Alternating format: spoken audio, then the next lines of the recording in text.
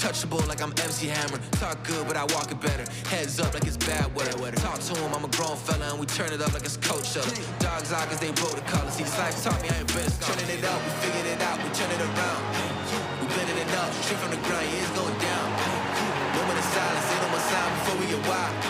I'm ready to shine, the beast from a damn, I'm letting it out. We turning it up, hey, one fight at a time. It's never enough, I ain't need that with a shine. I'm all in my zone, I'm all in control. I'm whipping the songs, no matter the cost, I'm bringing it home. Turn up, turn up, hey, turn up, turn up, hey, turn up, turn up, turn up, turn up, turning it up.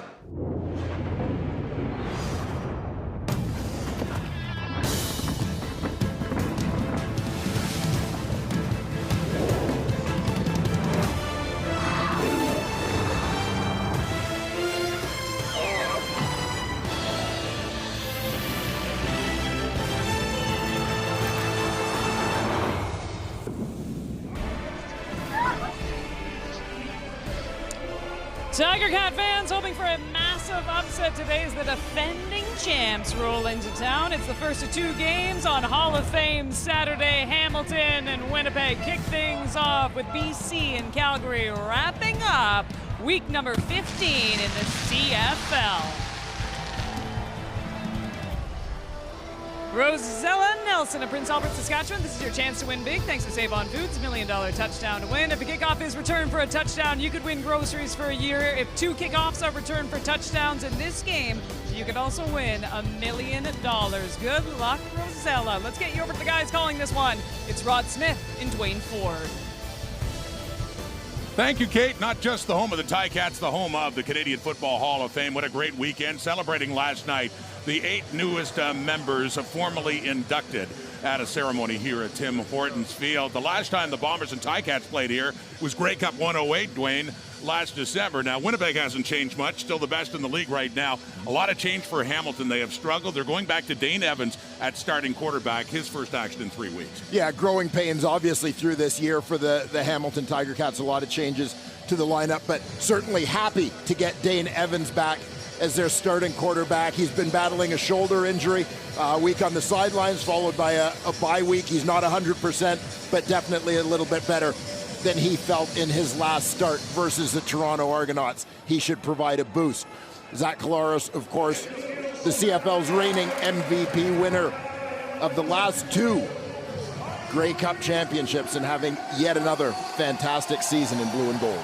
These 2 teams met back in week 3 in Winnipeg. The Bombers won at 26-12, sealed with an interception for a touchdown by Willie Jefferson off Dane Evans. Tim White back for the kickoff. The Bombers won the toss, but they have deferred. Of course, always seen here at Tim Hortons Field because of the unpredictability of the wind and an unpredictable kickoff there to get things started. It is in Tim White's hands, gets up across the 35 and to the 40. So Dane Evans last played against the Argos 3 weeks ago. He has been suffering from soreness in his right shoulder.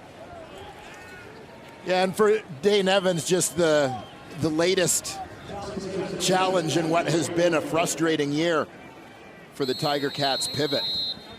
You know, first full year as the undisputed starting quarterback here, with Jeremiah Masoli moving to Ottawa in the offseason in free agency. They've battled turnovers, battled to find offensive consistency. But certainly looking to finish the season strong.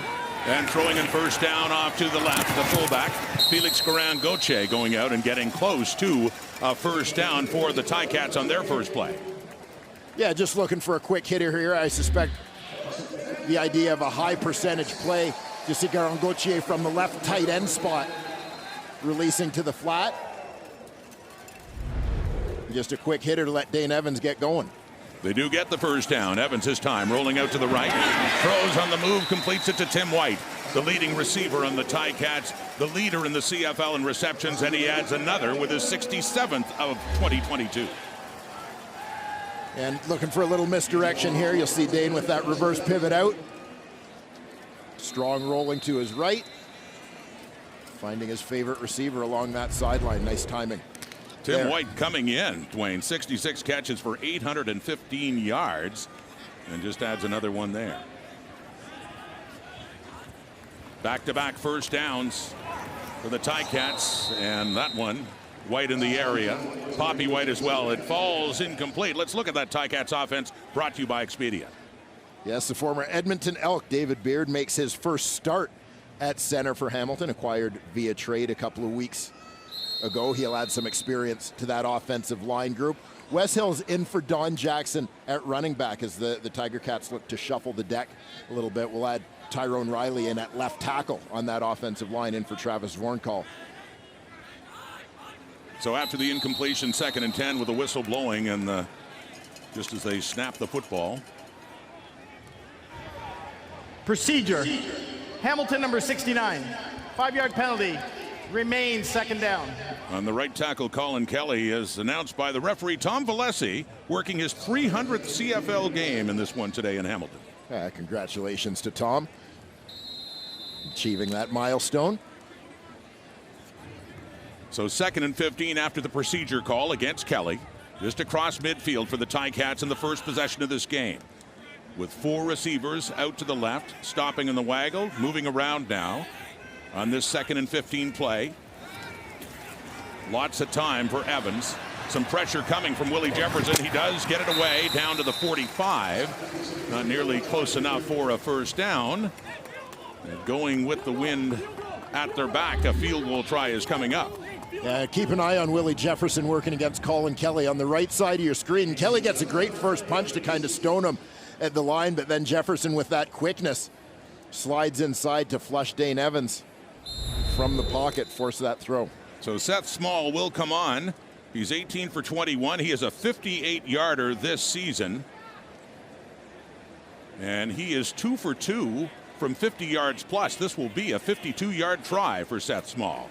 Going with the wind. Nice and straight as he splits those uprights.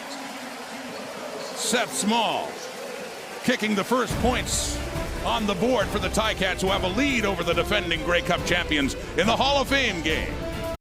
The reigning MOP, Zach Collaros, having another great year and maybe his best performance last week in the Banjo Bowl. 21 of 25, Dwayne, 273, 4 touchdowns, no picks.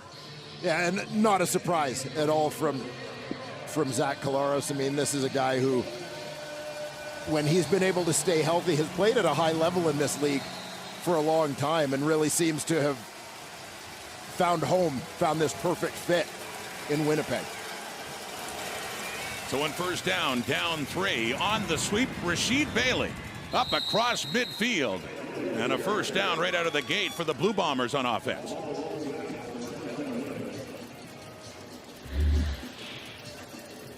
You're going to see Bailey come left to right on your screen to take the handoff from Collaros, but watch it, how things just open up on the perimeter. Defensive end gets caught, but I mean, you don't have a Tiger Cat defender within a range of about 15 or 20 yards. Nicely gashed there, but they put the defensive end in a bind. He crashed inside and they took advantage. The Hamilton 51 and back in the hands of Bailey. Inside the 50, 45, and he is knocked out of bounds by Richard Leonard, but not before he has another Blue Bomber first down. 2 plays in and on the move in Hamilton territory. Rasheed Bailey off to a quick start here for the Winnipeg Blue Bombers. Nice straight arm there to free himself to the outside. Bailey coming off his best game of the season last week at the Banjo Bowl. 5 catches for 83 yards and a touchdown. He's a couple of first downs in this one to the Hamilton 38. Early on in the Hall of Fame game. And a running play here. Greg McCrae, excuse me, the ball carrier for Winnipeg. Gets it inside the 35 as we look at the Winnipeg offense. Yeah, and looking at that offensive line, Michael Couture back on the roster, but Chris Kolankowski remains the starter at center this week. York University product, originally a Toronto Argonaut draft choice. Brendan O'Leary-Orange had his first career touchdown last week. He gets the start at wide receiver for the injured Drew Wolotarski this week. Brady Oliveira in there at running back. Standing to the left of Collaros, and a 2nd and 6 from the Hamilton 34. With time, over the middle and complete. Another first down, and it is Rasheed Bailey again. Well, this has been his drive so far for Winnipeg.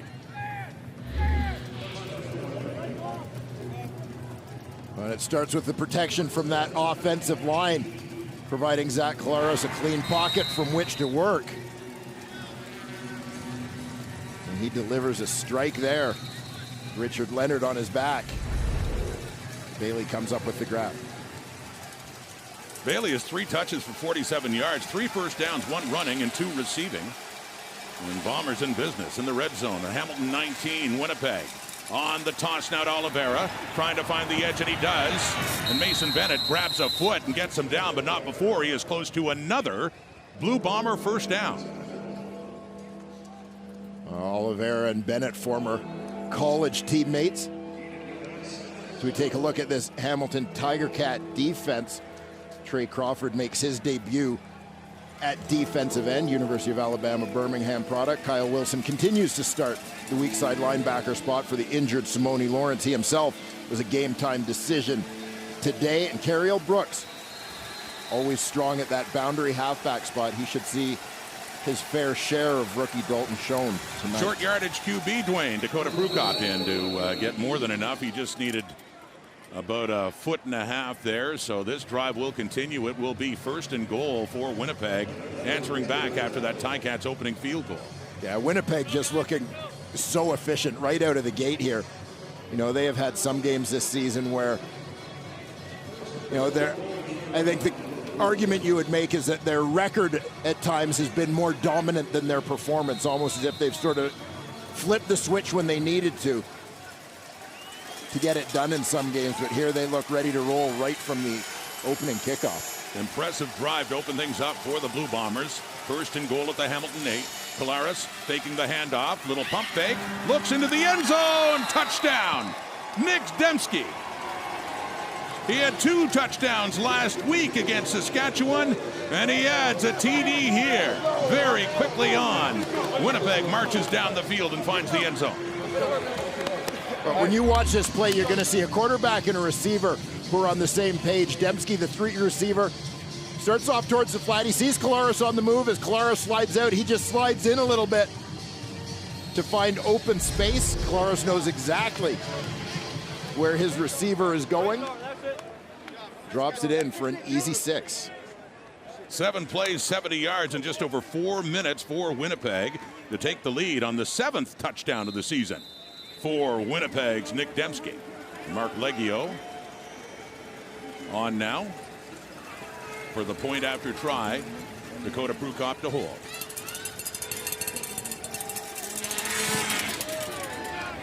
Right down the middle for Leggio. Well, Hamilton had a good start to put points on the board, but back come the defending champions, making it look easy as they march down and find the end zone for a 7-3 lead. Well, the Winnipeg Blue Bombers put together a 4-minute touchdown drive. It started with this big run right out of the gate by Rashid Bailey. You saw not a lot of resistance on that one, and it seemed that way throughout this drive. Give a lot of credit to the execution of the Winnipeg Blue Bombers. Zach Collaros mixing it up, pass and run, spreading the ball around a little bit. Ultimately finding Nick Dembski in the end zone, his 3rd touchdown in the last 2 outings. Puts the Bombers up here in the 1st quarter. So the kick against the breeze by Leggio, taken at the 20 by Tim White, and a good return. Oh, he's taken down hard by Tanner Cadwallader. So just across the 40. So on comes Dane Evans with more on what he has had to endure. Let's go down to Matthew Shinetti. Sometimes we judge a quarterback, Rod, on what the scoreboard says and what the stats say, but what is going on between his ears, his mental wellness is becoming as important. Over the last few weeks, Dane Evans has been speaking to sports psychiatrist Carla Edwards and trying to shift the mindset from had to the idea that he gets to do things. Now, the had to being a father, the responsibility of winning. But now it's turning over to, I've earned it. I get to be the starter. I get to be the guy. It's a mindset he's trying to change, guys. Wes Hills, thank you, Matthew, on the draw to get it up across the 50. But as Matthew talked about, Dwayne, it's been very hard on Dane Evans this year. Physically, of course, with a nagging shoulder injury, which is about as good as it's going to get for the balance of the season. But everything else, that, you know, the turnovers, all the other struggles, and getting help with it. And keeping on short yardage there for the first down. Yeah, and, you know, certainly good for Dane Evans to recognize sort of where he's at, how he's feeling, and so on. And, you know, if you know Dane Evans, this would be kind of his attitude as a football player, as a person, is if there's an opportunity to improve something, to make something better, he's going to do what he has to do to make that better. So it's 3rd and 1, did not get that first down. Trying it again on 3rd and short, and not much. They didn't need much, about a foot to get up to the 53, but very close again. And it is officially announced. It is a first down. Let's take a look at this Winnipeg defense. And up front on this Winnipeg defense, you always hear lots about those two defensive ends, Jefferson and Jeffcoat. But Casey Sales and Jake Thomas on the inside, certainly underrated, doing a terrific job. Keep an eye on Shane Gauthier, veteran out of Laval at the weak side linebacker spot. Wide open receiver. It's Karen Gauthier. And finally taken down inside the 15 to set up Dane Evans and the Ticats nicely on a play that caught the Bombers D off guard. Yeah, terrific play call here. You're going to see Karen Gauthier coming from the right side of your screen. He's going to end up all the way over on the left side, getting deep. You know, I can tell you from my own experience, sometimes as the fullback, there's an assumption you're just going to block and you get lost in coverage. Throwing again, completing inside the 10 for Hills, who's playing in just his 2nd game this season, played back in week 4 here against Edmonton. And Hills, after taking a shot there, looked like he was signaling for the sub. Sean Thomas Erlington will check in at running back.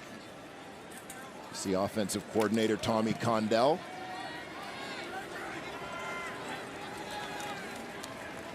Do a lot for the Ticats' confidence to get into the end zone here.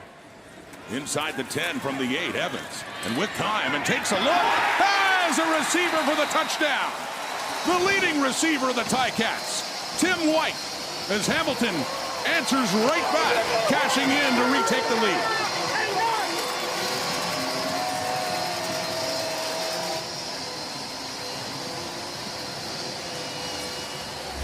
Interesting as you watch this, when Tim White is going to be on the right side of your screen. Once again, Karen Gauthier is in at the right tight end spot. He's going to pull the linebacker to the inside with his route.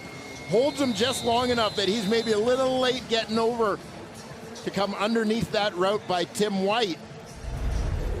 And Dane Evans absolutely threads the needle. I was going to say, beautifully placed over the hands of the Sam linebacker, Donald Rutledge, by Evans, to find Tim White, and the point after by Seth Small.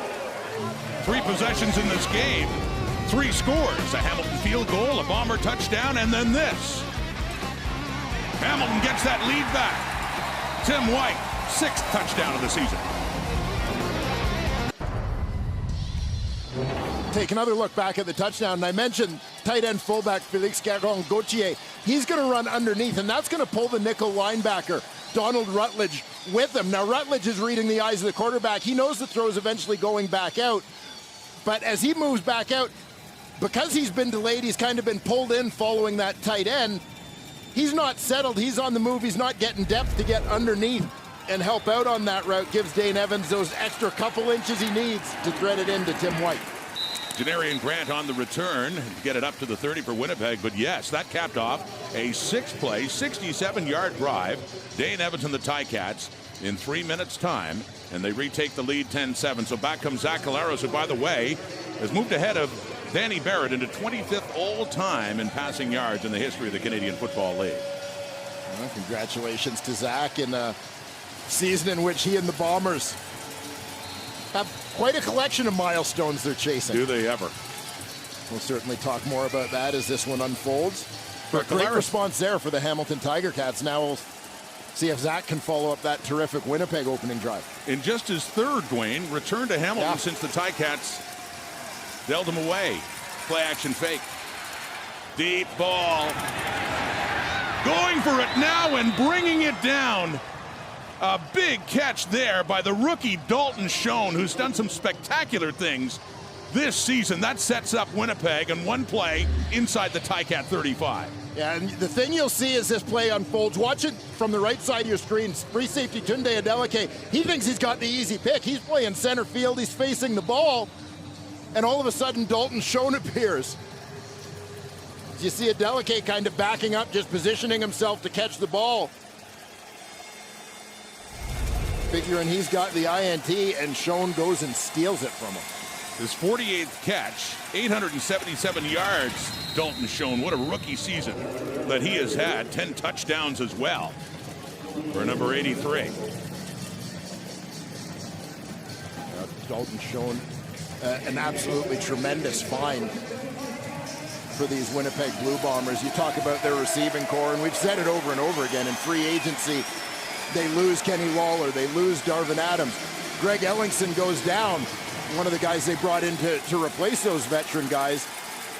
Dalton Schoen just seems to kind of fill the void for all of them. Front runner for Rookie of the Year, I should think. Gain of 4, Brady Oliveira, 2nd and 6. That one is completed for Nick Dembski, who has the Bombers touchdown in this game. And close to a first down it is indeed. Winnipeg moves the sticks, continue this drive inside the 25. And speaking of guys picking up the slack in that Winnipeg receiving core, how about Nick Dembski? And, you know, I mean, here's a guy who I think maybe gets a little more recognition when you talk about Andrew Harris moving on, and that Winnipeg nomination for most outstanding Canadian, I think sometimes overshadowed by Harris in the past, but the spotlight certainly shining on number 10 in blue and gold. At the 22, a 1st and 10. And carrying the football, that's Dakota Prukop, and at quarterback.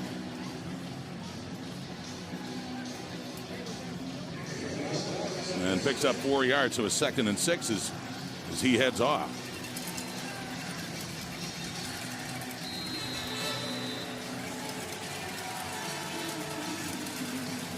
You mentioned Zach Collaros' time here in Hamilton. Obviously started off great. I mean, playing at a very high level, a guy who was seen in 2015 as a front runner for MOP before he got hurt. Flags out, rolling right, throwing into the end zone to no one, and more flags coming out late.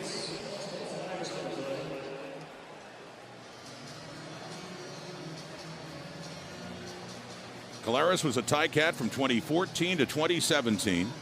At this point in the 17 season, he had been benched in favor of Jeremiah Masoli by the new head coach at the time, June Jones, and ultimately in 2018 ended up with the Saskatchewan Roughriders. And mentioning about Collaros, just his 3rd game back since then. The season opener in 2019 was the first. He got hurt 3 plays in after a hit by Simone Lawrence, and it looked like he was done for the season. Of course, he was not. Went from Saskatchewan to Toronto to Winnipeg, ends up winning the Grey Cup. And then, of course, the 2nd trip back last December. We have 3 penalties on the play. We have OC taunting, Winnipeg number 51. Major foul, Hamilton number 15. And we have offside on Winnipeg. All those fouls will balance, but because of the roughing, we'll have an automatic first down. Yeah, the Tiger Cat fans, predictably, not that happy with the way that plays out. Winnipeg gets 2 of the 3 penalties, but they're the team that benefits.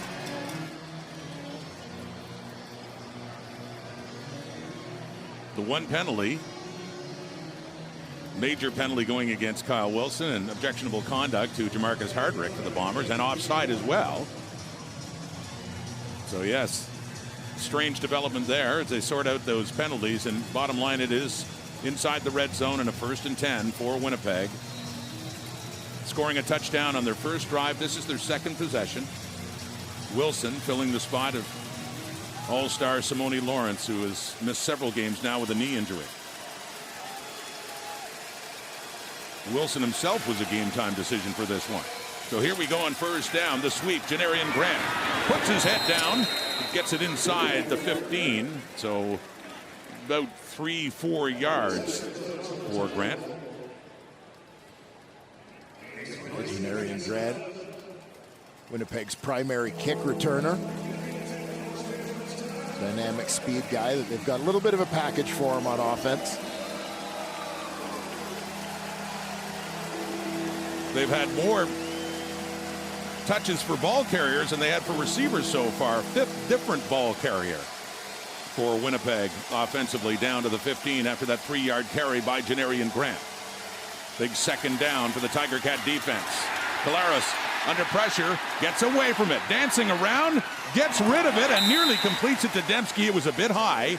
It falls incomplete, and so the field goal unit and Mark Leggio will be coming on to see if they can tie this game. Oh, Zach Collaros certainly demonstrating his mobility in the pocket. You'll see Brady Oliveira comes left to right here with a nice blitz pickup on Mason Bennett off the end. Bennett recovers to get after the quarterback. But Collaros slipping away to avoid the sack. And a flag comes out. Too many men, Winnipeg. 5-yard penalty, still 3rd down.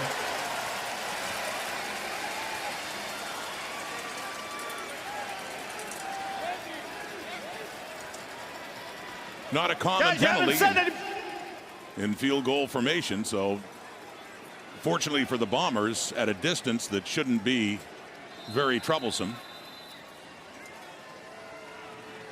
It gets pushed back to the 20, so this will be a 27-yard try now, with Prukop holding for Mark Leggio.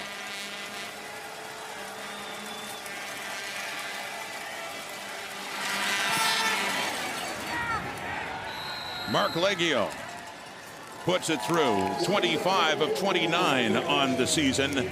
We got a new ball game now. 2 possessions each, and each team has a field goal and a touchdown. Good starts for the offenses in this one. Hall of Fame game in Hamilton. Bombers 10, Ticats 10 on TSN.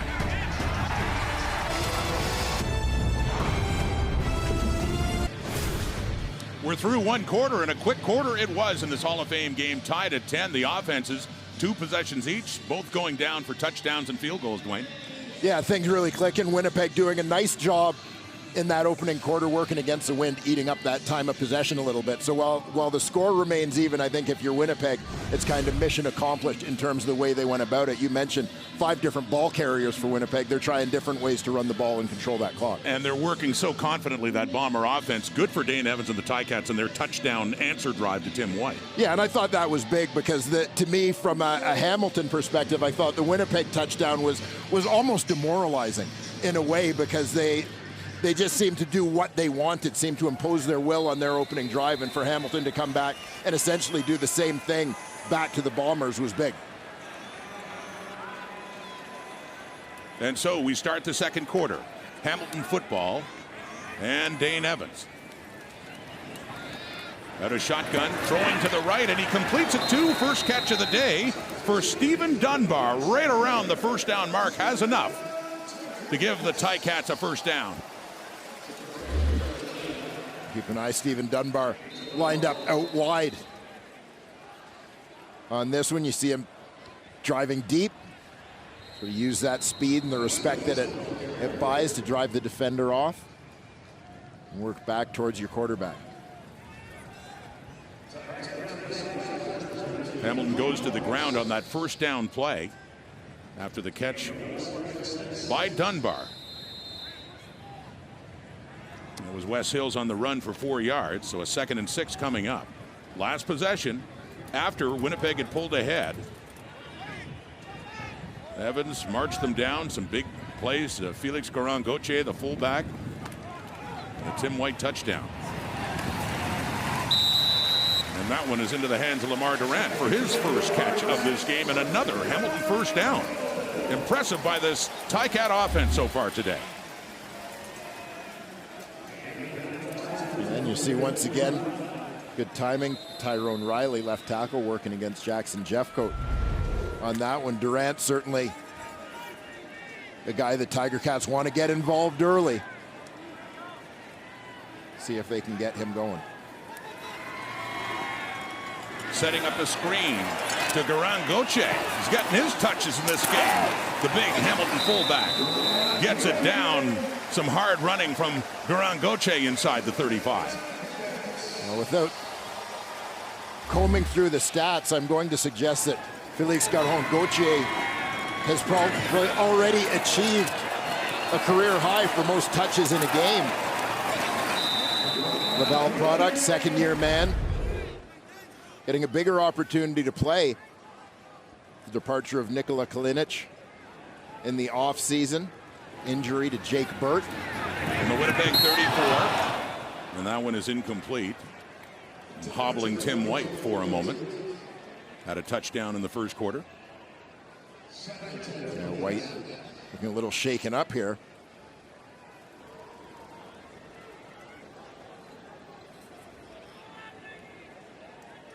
This would obviously be a big loss. I wonder if the spotters might be watching White as he very slowly makes his way back to the huddle here.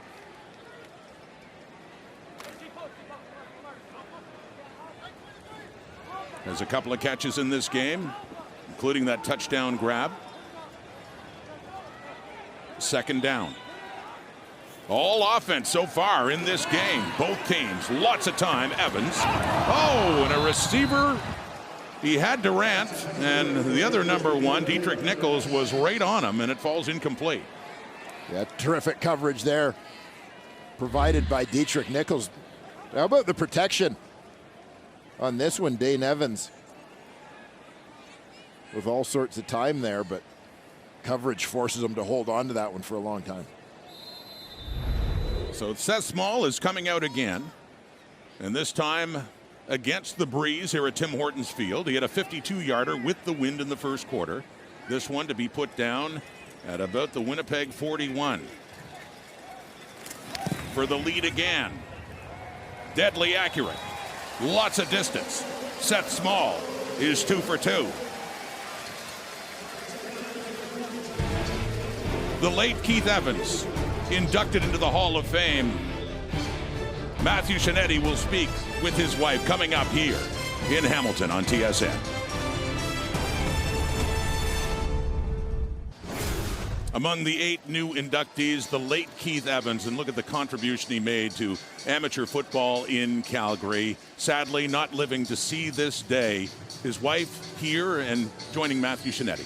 It's my pleasure, Rod, to be joined by Carol Evans. We were just reminiscing about the Calgary Colts and her late husband. Ms. Evans, congratulations to you and Keith. What does this honor mean to you, and what do you think it would have meant to him? Oh, it's just outstanding. It's fabulous, and he would have been so pleased and proud.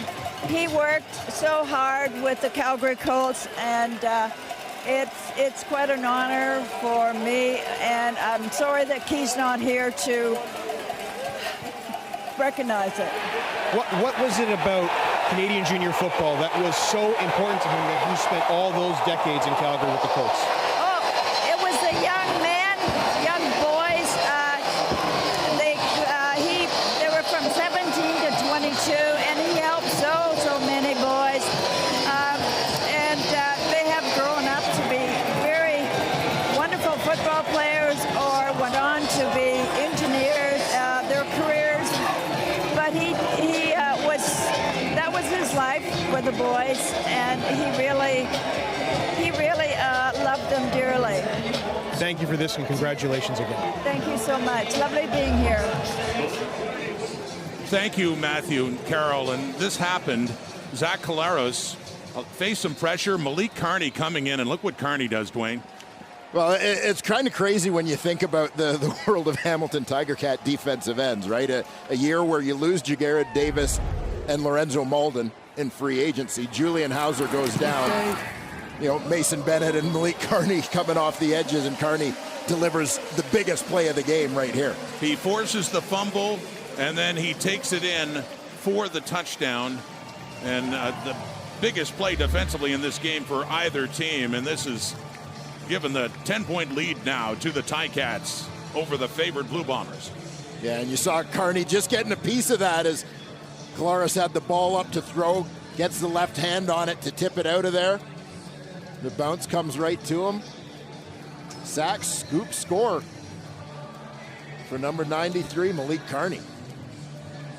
Happening during Matthew's conversation about Keith Evans, and just a footnote to that, nice to see the Hall of Fame recognized more than just the accomplishments of pro players, but the builders in amateur football in this country as well.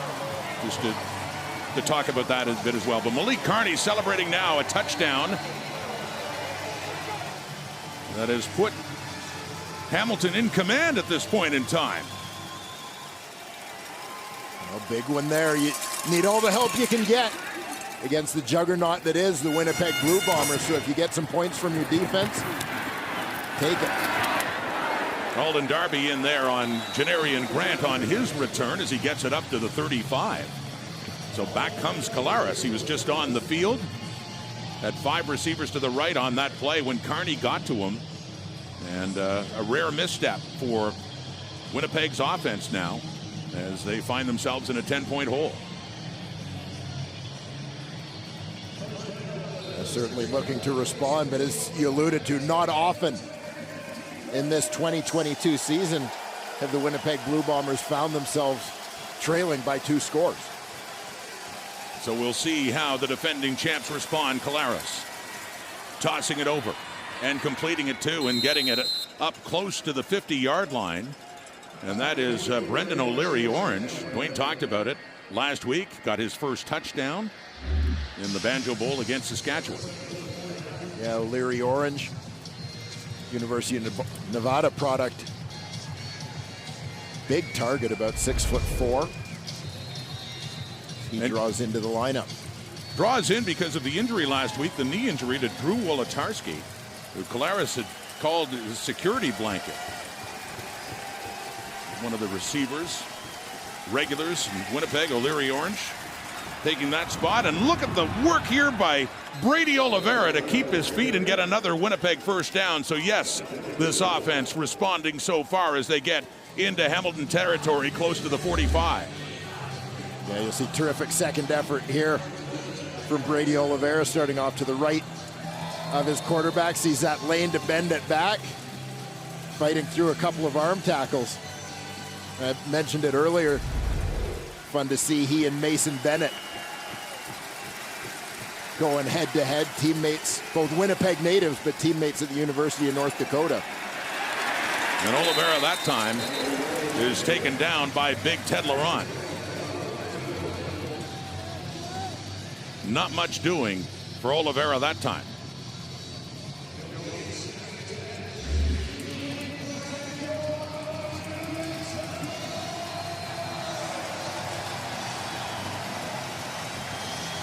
And it's that relentless interior of the Hamilton Tiger Cats defense, the veteran depth, that you're going to get some combination of Ted Laurent, Dylan Wynn, and Micah Johnson all day long. No gain. Second down. Collaros with time. Moving to the left. Plants and throws. Completes it 2 inside the 25. No. Had it. Dropped it.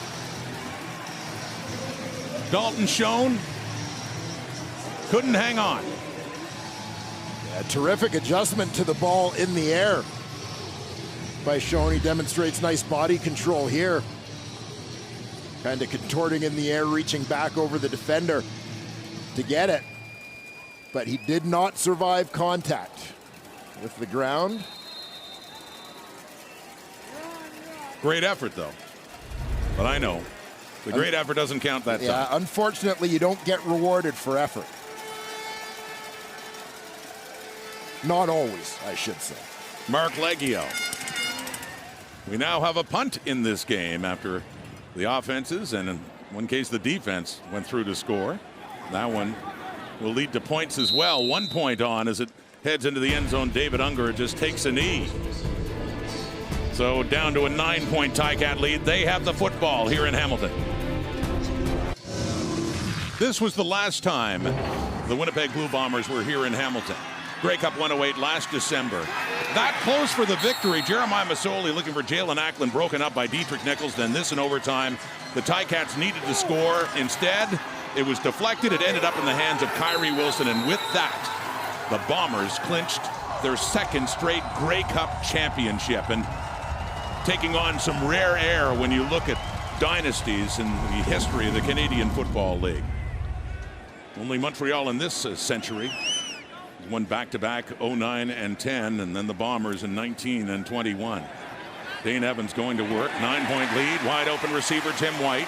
Inside Bomber territory. Down inside the 45, and an impressive start for Dane Evans and the Hamilton Tiger Cats offense. Yeah, and what a difference a couple of weeks make for Dane Evans at quarterback.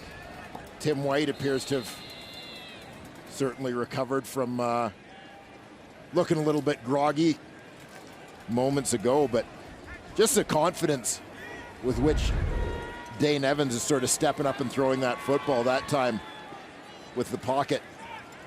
You know, defensive ends getting upfield, forcing him to step up. Wes Hills pulling his way through. Ran over Dietrich Nichols there and gets a good carry on first down.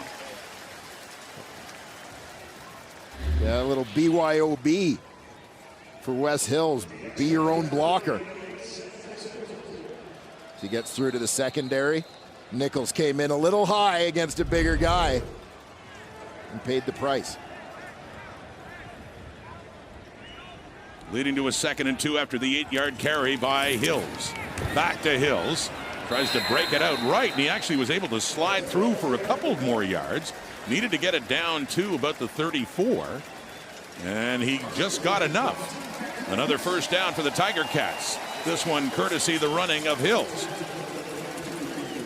Wes Hills in the lineup this week for Don Jackson. We mentioned as well at left tackle. Tyrone Riley in for Travis Vorncall. And we talked to Orlando Steinauer about the changes a little bit this week, and he said it's not so much about the guys coming out of the lineup having done anything wrong, but we've got other guys on the practice roster, as they like to call it, the waiting room, in the waiting room, looking for an opportunity, and sometimes you just are looking for a spark to get things going, looking for a little bit of a change, and Hills and Riley earning the opportunity to try to provide that spark this week. Taking advantage of the chance. Hills there, Riley in front of him, and another 8-yard pickup for Hills, this time taking that screen. 2nd and 2, Winnipeg 25. Evans quickly over to Tim White. Has some room inside the 20, the 15. Evan Holm getting the start in that Bomber secondary, taking him down, but not before another first down. This is just a different looking Hamilton offense in this game. Yeah, they seem much more crisp than they had in previous weeks. Yeah, another quick hitter, high percentage play for Dane Evans. Allows him to get the ball out of his hands quickly, where guys like Willie Jefferson and Jackson Jeffcoat become less of a factor.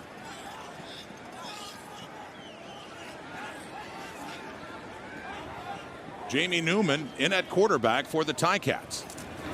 On the first down, fakes, keeps a running QB, and keeps pushing the pile. Then a flag comes out late after he is down, but Newman just kept going, ran into a crowd, and took it along for a couple of yards inside the 10. And Newman, the Tiger Cats starter here on Labor Day, definitely possesses some athleticism. Procedure, Hamilton, no end. 5-yard penalty, repeat first down. Newman certainly a big body, about 235 pounds, moving the pile a little bit there, but all for naught as the Ticats will be penalized for illegal procedure. Formation issue. And one of the few mistakes for this Hamilton offense in this game so far as they're pushed back closer to the Winnipeg 20. A 1st and 15. And a 9-point lead. And a look to the end zone, and a receiver open! Dunbar! Touchdown, Ticats! And they move further in front of the defending champions.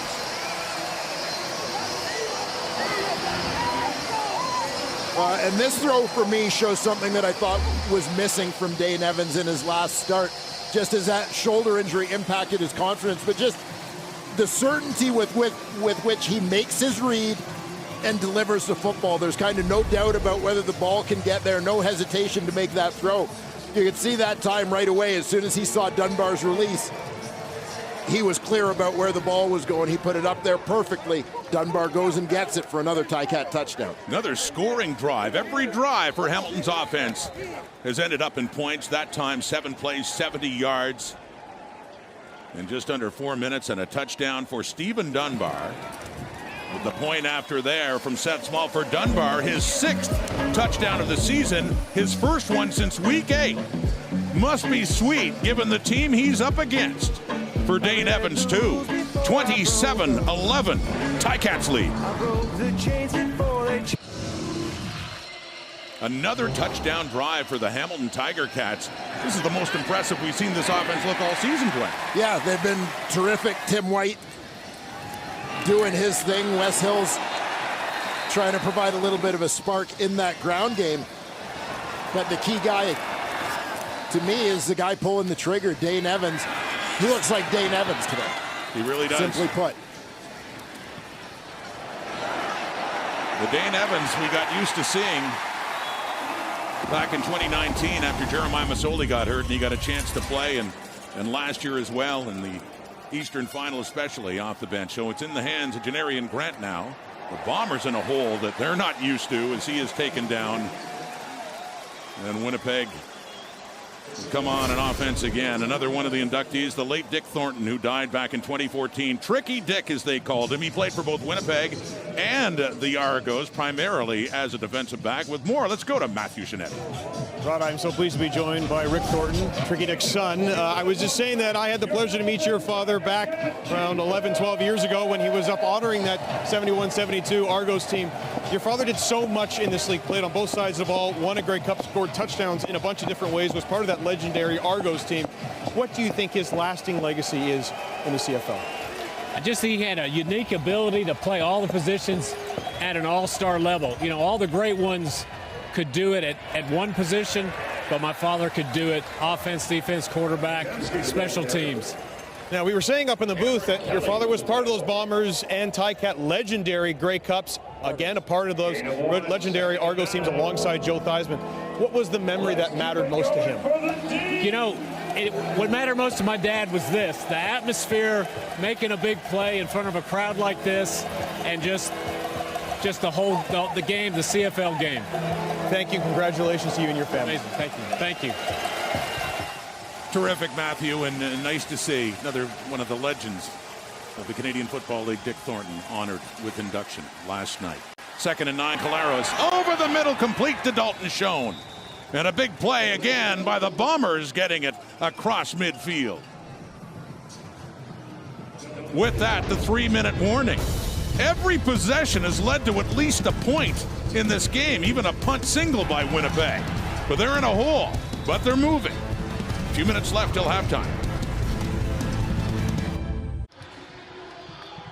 An absolutely stunning day in Hamilton. The first time I think 3 or 4 of us have ever worn sunglasses for a broadcast. We love it. Obviously, a shocker by the Hamilton Tiger Cats, and we will honor the class going into the CFL Hall of Fame. That's all coming up and much more at halftime. Rod? Thank you, Kate. What happened to Milt? He forgot his shades? He did. All right, looking forward to, hey, all of you, raise your hand if you saw this coming so far. I know Winnipeg's moving, but they are down 16 points to the Hamilton Tiger Cats, who had struggled so much on offense, especially a couple of weeks ago before they headed into the bye, and it has been outstanding so far. Curious to hear what you'll all be saying at halftime of the Hall of Fame game. Caleros again for Schoen. Ball just coming in a little bit low, so incomplete in a 2nd down after a big play from Caleros to Schoen before the break. Yeah, had him. Similar kind of plays, the first one for the completion. Kind of down the seam, dropped in perfectly. That time bending it a little bit more to the middle. But that throw falling, as you saw, a little bit short. Just the same, Schoen does have a couple of catches for 74 yards, including a 47-yarder. 2nd and 10, the ball is right at midfield. 2.5 minutes to go until what's been really interesting first half. Again, an open to Schoen. Right back to 83, down to the 25. Bombers in business. First down, Winnipeg. Look, Cariel Brooks, the halfback, is going to pick up Dalton Schoen. If you watch right at the right side, of your screen. He's going to sort of give him his release and then trail him, knowing he's got help over the top, but Schoen with a little fake kind of loses both defenders. And then on that first down, Collaros rolling out to his right, and that one was incomplete, so a 2nd and 10 coming up. Still over 2 minutes to go until halftime. 3 catches, over 100 yards already for rookie Dalton Schoen. What an outstanding year he's had with the 12-1 Blue Bombers. Just another day at the office for Dalton Schoen. And his offensive coordinator, Buck Pierce. The biggest blemish, I should say, Dwayne, on Winnipeg's offense, the fumble by Collaros and the pressure by Carney to lead to a Hamilton touchdown. Blitz coming. Cameron Kelly getting there, and Collaros has to throw that one away. So the Ticat defense stands. Field goal unit coming on.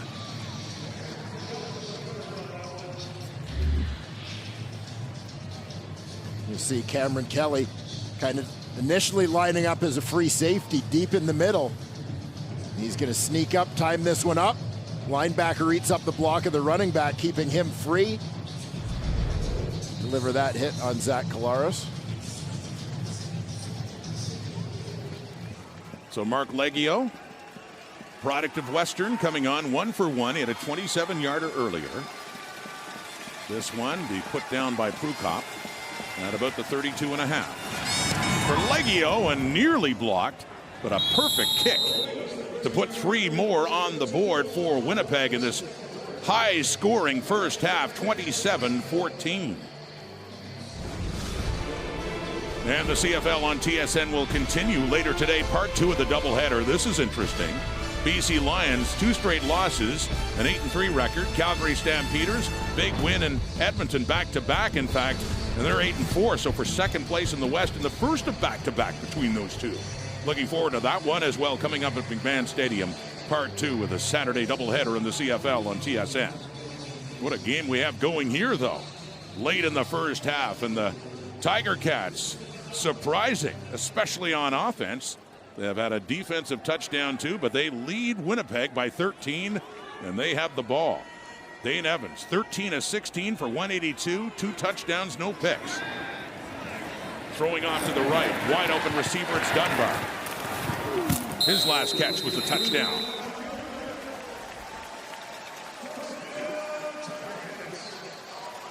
Dane Evans, again, he's coming off that shoulder injury, which I think gave him a little bit of hesitation at times to make certain throws, but here you see him launching it out to the wide side.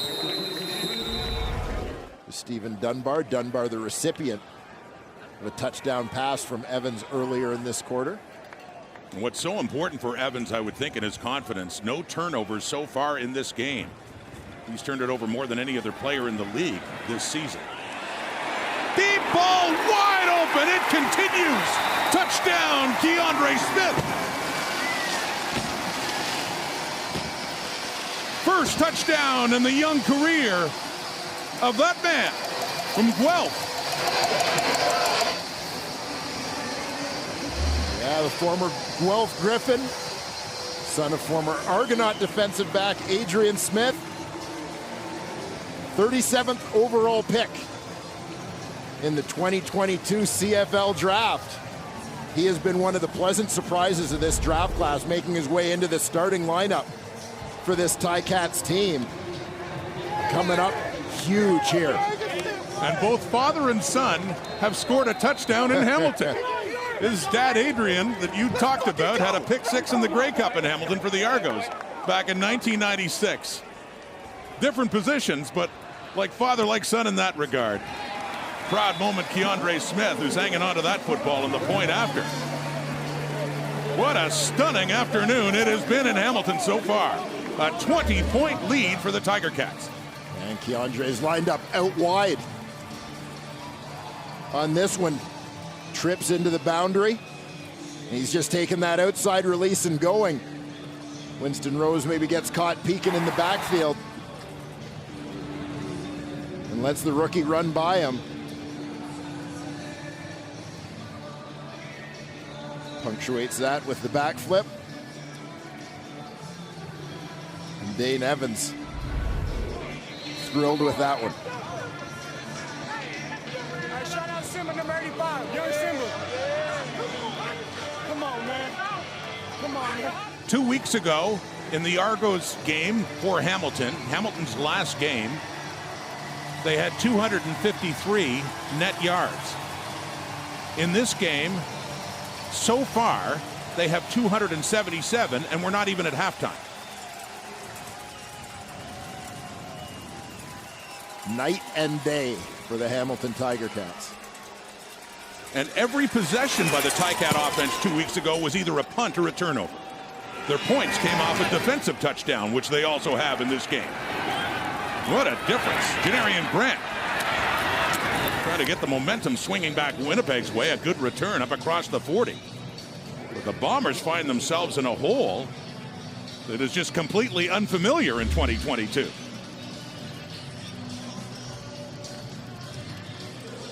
You see Janarian Grant in that last return.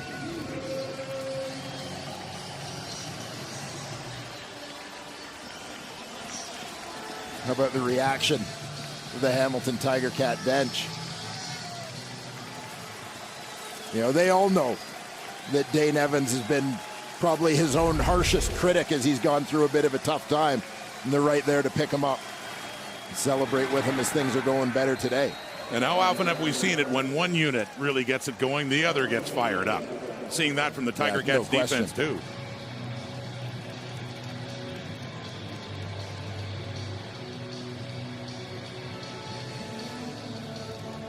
Matthew Shinetti talked about it earlier, about Dane Evans and seeking some help with his mental health, too. It's been hard. In conversation with Matthew Schultz, also dressed for this game, but not just the physical. All aspects of it, and what a confidence boost, as said, this first half must be. Looking like the Dane Evans of old. 2nd and 8. Complete. Rashid Bailey up near midfield. Still over a minute to go. Lots of time for the Bombers to march back and get it a little closer before halftime. Head coach Mike O'Shea, coach of the year in 2021, and back-to-back Grey Cups as a head coach. And he won a few as a player as well, of course. Claris back left, and that one out of bounds with the intended receiver, Bailey.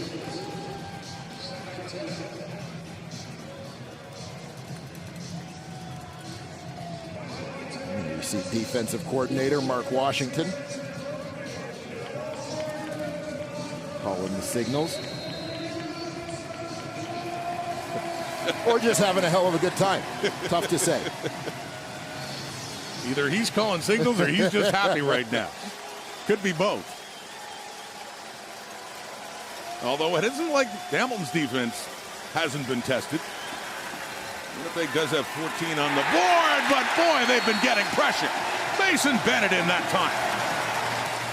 That Hamilton defense has been able to get some heat on Zach Collaros, and they take him down for a huge loss. Mason Bennett has been terrific in his second year. I talked to Dylan Wynn about the second-year man Bennett this week, and he said, you know, the thing about Mason is he's just been so consistent. Had a good rookie season last year and just kind of continues on that upward trajectory. And that'll certainly make Mark Washington happy as the Bombers are forced to punt. Leggio standing inside the Winnipeg 35 with halftime approaching. Best half of football for the Hamilton Tiger Cats, bar none, in 2022. David Unger on the return up across the 35 before he's taken down. Under a half a minute to go, and a 20-point Tiger Cat lead.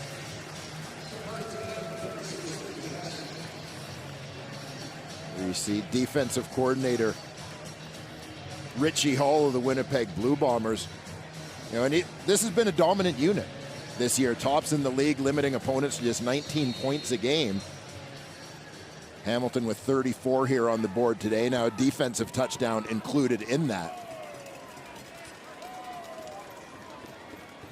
And that possession by Winnipeg, the first possession by either team without any points resulting today. And Poppy White, his first target, and it sails over his head, so a rare incompletion for Dane Evans in this one. Now 15 for 19, 252. The undisputed starting quarterback of this Ticats team after Jeremiah Masoli went to Ottawa. 9 straight starts, an injury, especially struggling against the Argos during their series of games, 4 and 5 weeks.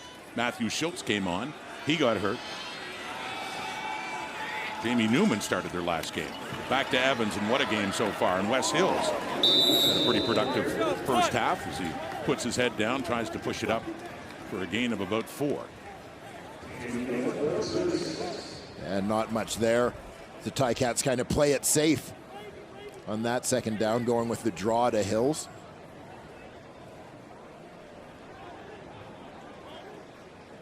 I think both teams essentially looking to get out of the first half without any further damage being inflicted. 34 points today so far. That ties a season high, and we're not even at halftime for Hamilton. And the emphasis for Orlando Steinauer, I'm sure, will be to keep it going. No let up in the second half, especially against a team this good.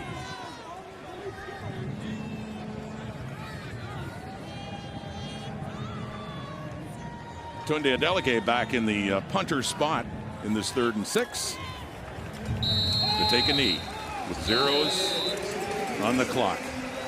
What a first half for the black and gold at home in the Hall of Fame game. Our panel here to witness it in person as we send it down to Kate Burness.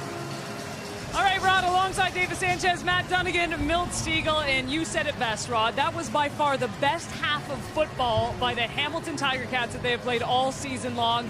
And Matt, it certainly started with Dane Evans. He said that he felt really good coming into this game, a lot better than he felt a couple of weeks ago. He's got 252 yards. He's got 3 TDs. He looks completely dialed in to this point. Yeah, talking before the game, he said, Matty, I'm good. And he didn't want to talk much, and I love that because a couple weeks back I said, hey, Dane doesn't need to be talking about it and addressing people. He needs to, step up and play and be accountable, but he needs to take care of his business. And in the first half, he took care of his business. He was very aggressive, I think on point, and played within himself. Biggest thing is, he didn't turn the football over. Minus 23 coming into this football game, that puts your team in a tough spot.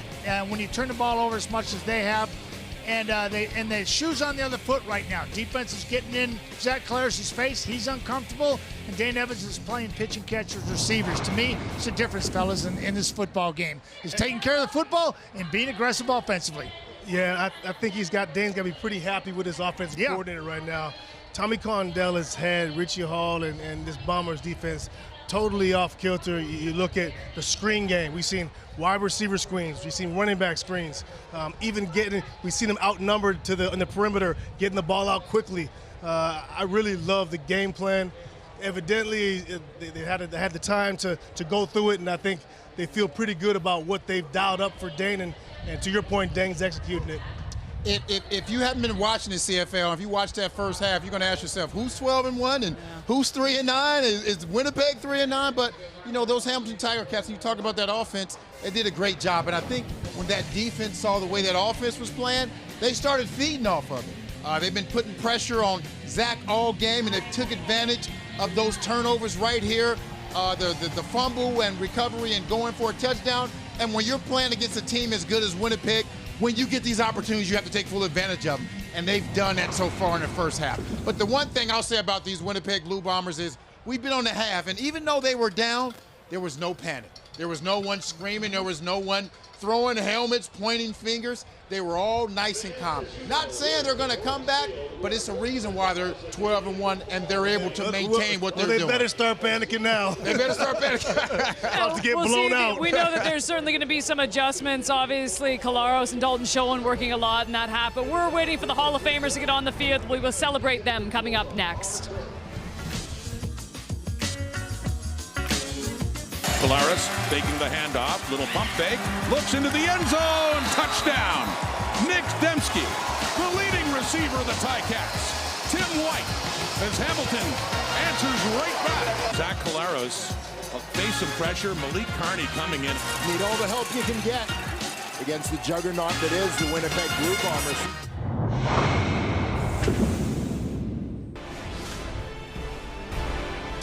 Week 15 in the CFL wraps up with the BC Lions making a trip to Calgary to take on the Stampeders. You can see that one right after this game, 7 Eastern, 4 Pacific. But last night, 5 iconic players, 3 legendary builders were enshrined into the Canadian Football Hall of Fame. And of course, we are continuing to celebrate those incredible athletes and builders today here at Tim Hortons Field. We begin with Ricky Ray, who played 16 seasons, made 14 playoff starts, played in 5 Grey Cups, winning 4. Only QB, by the way, that holds the all-time passing yards record for 2 different teams. He is a 4-time Division All-Star, and he's been recognized as a CFL All-Star on 3 different occasions. His 4 Grey Cup victories as a starter, by the way, still stands as a league record, Matt. Absolutely, and Ricky Ray is just, I think, the epitome of what a CFL quarterback can be. You know, can be unassuming.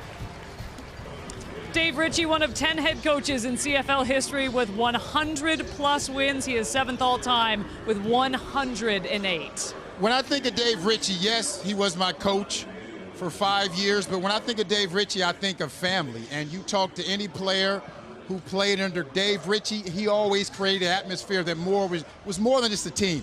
It was a family atmosphere. And that's why I was so fortunate and so excited to have that opportunity to play under Dave Ritchie. He won 3 Grey Cups, 1 as a head coach. Chip Cox, we had him on set earlier today, a 13-year CFL vet, 979 career tackles, the 4th most in CFL history. You know, and from the day he walked into Montreal on the campus, the training camp as a young guy, and I was there and watched him, he knew he was going to be good. He told you he was going to be good, and he went out and did it, and he played one of the toughest positions in the league, that Sam linebacker. He can cover, he can blitz, he's physical, and what a great defensive back. And an incredible amount of swag, too, at Absolutely. the induction ceremony. Now, Tim Tyndale, a native of London, Ontario, played collegiately for his hometown Western Mustangs, the running back. He won the Heck Creighton Trophy twice. It, by the way, was the first time a running back had ever won the award twice. He went on to play 37 games for the Buffalo Bills across 4 seasons, certainly making his mark in Canadian football. Keith Evans, one of the ones being inducted posthumously today. Keith Evans was a champion for growing the game in Alberta. He actually founded the Calgary Colts of the Canadian Junior Football League, the CJFL, back in 1965. His association with the team spanned more than half a century, including his tenure as its general manager from 1969 to 2019. Well, we all know this man. Paul McCallum is one of the best kickers and punters in the history of the CFL, playing in 340 games across 24 seasons. The 2-time Grey Cup champion, was named a Division All-Star 5 times and a CFL All-Star twice. Somebody that I'm really glad got inducted, because I don't think as a league and fans appreciated Paul McCallum enough. Sometimes kickers only get talked about when they miss kicks. Paul McCallum was clutch. A teammate of mine, I knew when Paul McCallum went on the field, you knew it was going through the uprights. You could depend on him. Yeah, congratulations, one of the best around. Also holds the CFL record for the longest field goal made. Dick Thornton also being inducted posthumously. He played 12 seasons for Winnipeg and Toronto. He was one of the last true two-way players, showcasing his skills at both defensive back and quarterback. He scored 18 touchdowns in 4 different ways while passing for 5 more. Thornton played in 3 Grey Cups, winning once in 1962 with the Winnipeg Blue Bombers, and he had 8 career pick sixes. Roy Shivers enjoyed a successful 32-year career in the CFL. He also totaled 8 seasons as a general manager. He captured the league's ultimate prize on 4 different occasions. Yes, the Shiv, the first black professional football GM ever. He was a groundbreaker, and the one thing you got to appreciate about this man was he was honest. He was straight to the point. He lets you know how he feels, and as a GM, you have to appreciate that. There's none other like Roy Shivers. All right, congratulations to the newest inductees into the Canadian Football Hall of Fame. The ceremony went last night. They will continue to party today in Hamilton, and we can't wait to see who is inducted next year. Now, meanwhile, we have a football game to wrap up. 34-14. Matthew Cinetti standing by. Tiger Cats with a 20-point lead at the half, Chaz. We all predicted. You didn't say that, Kay. You thought Winnipeg was going to win this game. 252 yards passing for Dane Evans. Hey, Dane, tip of the cap, my man. This was the Dane Evans that the Ticats fans expected and that we expected. Great first half. One more half football to go. Here's Matthew Cinetti with Keandre Smith. Keandre, we'll start with the fun. It must feel fun to be a draft pick, like your father did score a touchdown in Hamilton, but to see your team up 3 scores, how's the offense clicking right now? Hey, everything seems like it's working how we planned it. We practiced hard all week. We worked hard, and now we just got to finish. Well, here comes the work, because we have seen this before earlier in the season against Calgary and against Edmonton, particularly here. What has to be in that finish in the second half? Everything, just execute, call, alignment, assignment, belief, execution. That's all it is. Thanks for that. Appreciate you, boss. Bombers with a ton of work to do in this second half. The Tiger Cats with a commanding 34-14 lead. We will get you to Dwayne and Rod for second half action right after this.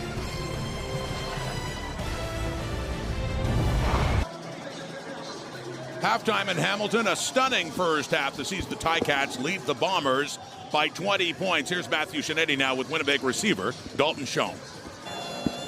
Dalton, this is certainly a situation that this team is not used to. What has to go into the work to build and get back into this game? Well, there's no 20-point play, you know. It's a long game. It's all about going 1-0 every play, and just we'll deal with the rest when we get there, you know.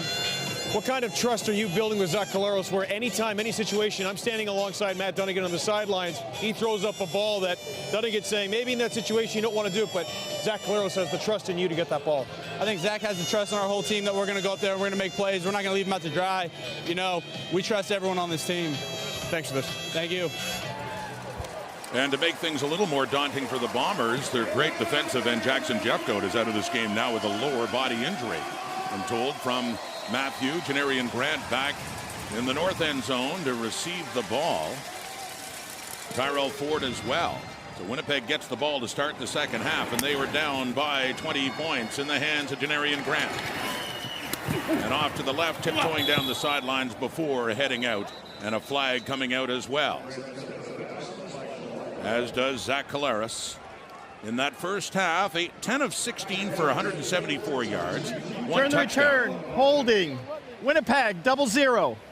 10-yard penalty. Thank you, Brad. First down. One of the challenges for Zach Collaros and the Winnipeg offense in the first half of this game was the work done by the Hamilton Tiger Cats front, getting after the Bombers quarterback, getting a little bit of a taste of it here, and obviously it produced this Malik Carney touchdown. It was kind of a momentum grabber, I thought, for the Hamilton Tiger Cats in this ball game. Ticats with 2 sacks of Collaros in the first half. The big play defensively, though, that was Carney forcing the fumble and then scoring the touchdown himself. Second straight game for the Ticats that the defense has scored a touchdown, but the offense in this one has made quite a contribution too. And that is complete to Greg McRae. And they call it incomplete. He had the ball, he was hit, and that ball came out. So incomplete pass, 2nd and 10 coming up.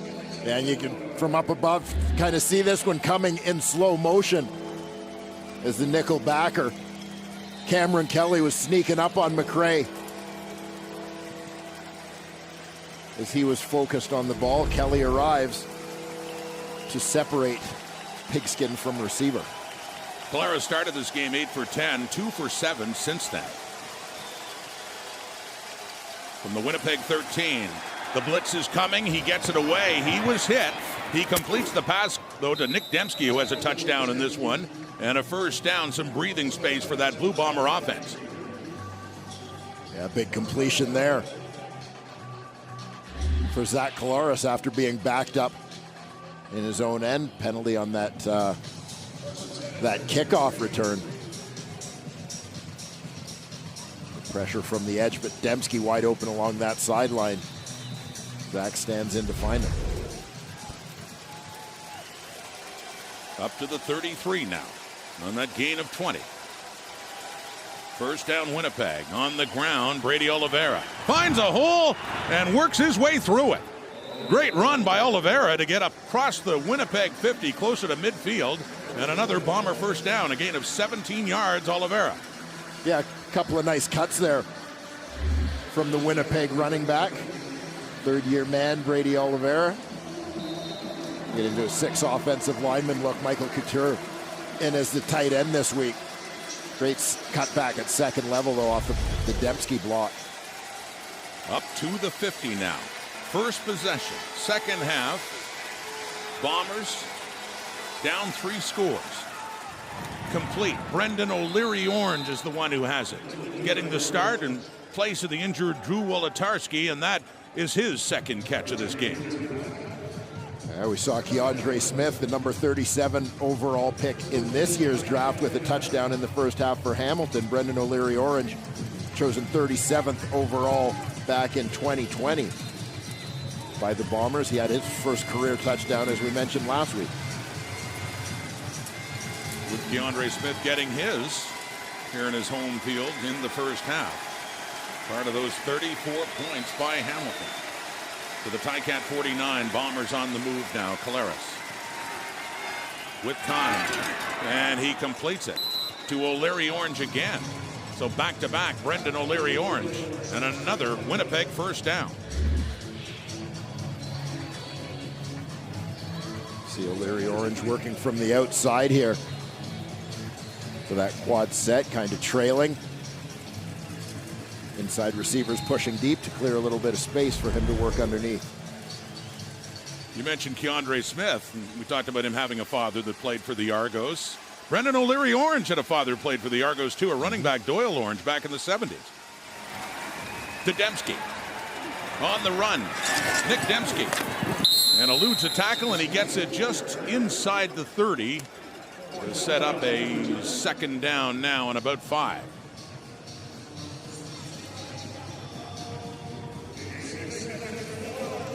Nick Dembski, so versatile. Part of that Oak Park High School lineage at running back. He fit in right between Andrew Harris and Brady Oliveira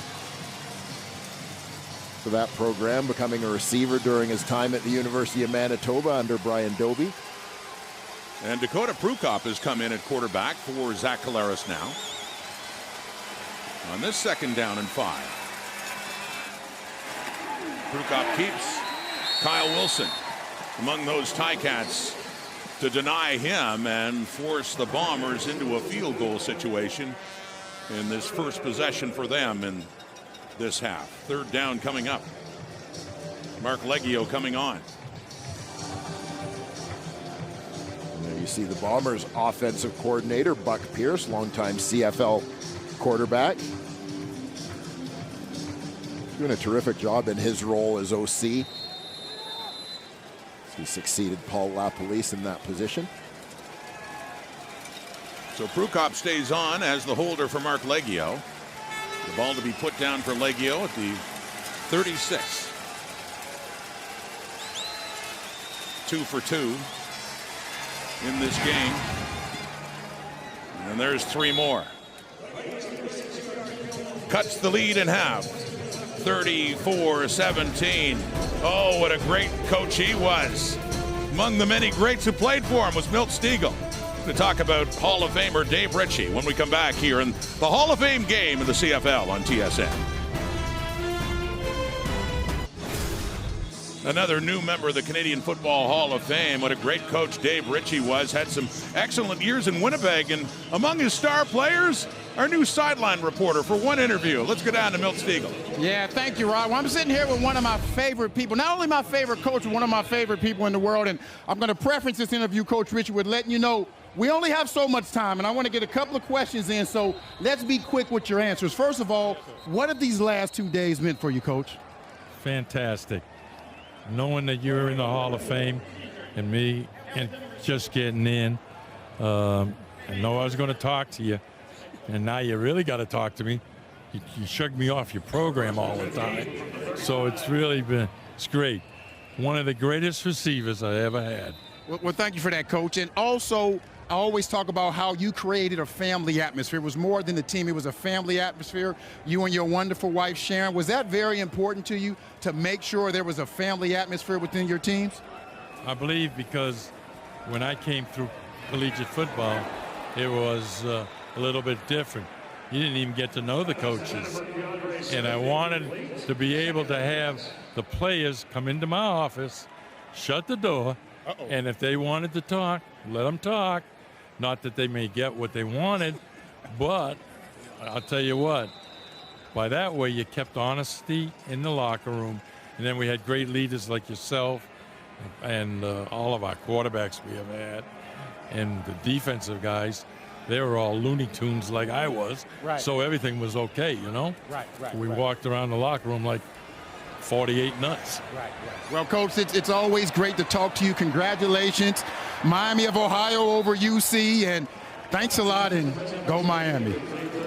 I want the rest of the folks to know I tried to recruit him coming out of high school, and he said no. UC didn't have enough money. Back to you, Rod and Dwayne. Oh, an honest response from Hall of Famer Milt Stegall talking to Hall of Famer Dave Ritchie. That's great.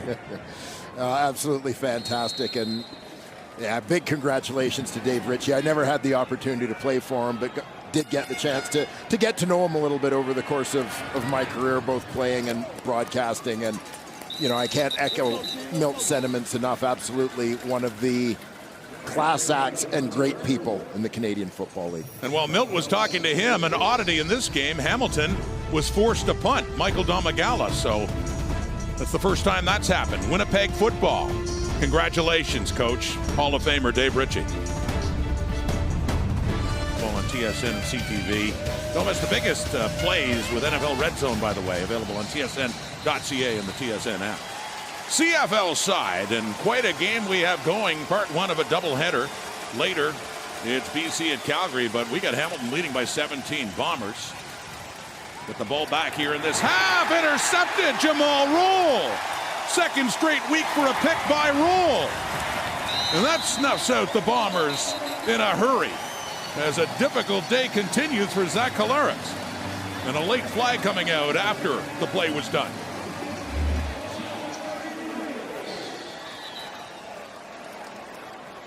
Nick Dembski, the intended target on this play, and you see Jamal Roll, eyes in the backfield the entire way, sloughs off Dembski to go to the deep receiver, recognizing that's where this one's going. Collaros looking to that deep out. Nice adjustment there by Jamal Roll to drop off and go get the rock. In their last game 2 weeks ago, he intercepted a deflected pass thrown by McLeod Bethel Thompson. Misconduct foul, 15-yard penalty. Winnipeg. 15 yards, first down. Bombers penalized as well after that interception. Collaros picked off by Jamal Rolls. Mentioned he picked off Bethel Thompson 2 weeks ago, took it in for a touchdown, and they only scored 8 points in that game. That was the lone bright spot for Hamilton. The offense couldn't generate anything. Much different story today, and now that they get to start at the Winnipeg 41, seeing what else this offense can do here in the second half. A Winnipeg team that had been plus 12 in the turnover ratio coming in through 13 games. Off to Dunbar and inside the 35, and yeah, the Ticats leading in that department too, benefiting from a couple of Blue Bomber turnovers. I mean, you're talking about two teams. Hamilton was minus 23 coming in, league worst. Winnipeg second in the league at plus 12. But you heard Matt Dunnigan talk about the importance of that stat at halftime. Hamilton doing a good job taking care of the football so far. Their defense coming up with a couple of turnovers. To think that they only had 16 turnovers in the first 13 games. What a difference today. 2nd and 2. Winnipeg 33. Ticats in scoring range now. Wes Hills. And not much there for Hills. Maybe a yard. Adam Bighill coming in. Just needed 2. Yeah, looks like enough. Oh. Where'd they spot the ball? Still shy. Dane Evans keeps it himself, stays in, gets the first down across the 30, inside that Blue Bomber 30-yard line. A small thing, but I like the decision by Hamilton to kind of go quickly here, knowing that they didn't get it on second down. Just line up and go. Don't really give the defense an opportunity to get set or think about the down and distance situation.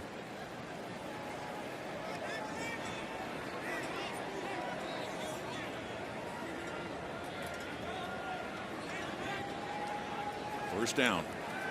Dane Evans setting up a screen. He's got it to Poppy White inside the 30. 25, first down inside the 20. And an important answer even with this big lead for Hamilton after the Bombers open up the half with a field goal. They create a little misdirection here, sending the back out to the other side to the left. It looks like they may be setting up a screen to that side, slip Poppy White off the right side of the formation. Give him a little bit of room to go to work.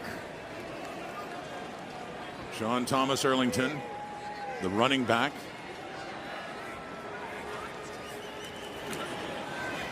Stays in to block. Evans with time and then completes that one too to Poppy White. That one is down inside the 10, very close to another first down, which would make it first and goal, just about a foot shy. Watch Poppy White coming off the right side of the formation, just curling across the middle. Recognizing space in that zone rather than continue crossing, he just sits down right over the top, right in front of his quarterback, presents a target. And to your point before about them working quickly, Dwayne, they do again. Evans got them over the ball. They got the short yardage they needed, and it is now a first and goal at the Winnipeg 6. Here come the Ticats. Evans, sweep for White inside the 5. Coming across, Donald Rutledge, Casey Sales to take him down, second and goal. And I suspect one of the other considerations here, Rod, for Tommy Condell and the Hamilton Tiger Cats offense in terms of trying to hurry things along. You remember in the first quarter of this game when Hamilton had the wind, Winnipeg ran the ball a lot. Winnipeg ate up a lot of the clock. I think they had possession for about 9 minutes in the first quarter. Hamilton with the wind again here, they want to get as many offensive plays in as they can, maximize their opportunities, and limit Winnipeg's chance to eat up the clock on them. The wind has shifted here at Tim Hortons Field as well. Second down, touchdown! Tim White with his second touchdown of this game. And Hamilton's lead grows bigger here in the second half.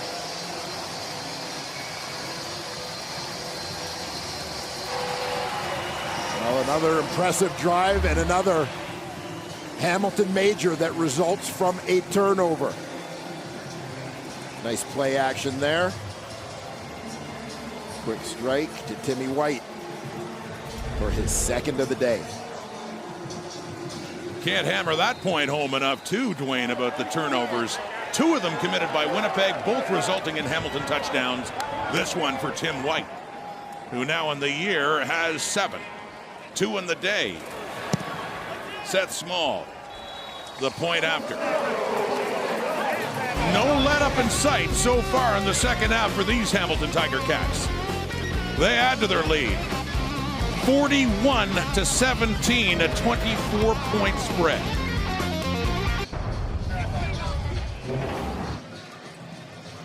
Dane Evans, another touchdown, Hamilton. Yeah, and there you see, creating a little bit of misdirection.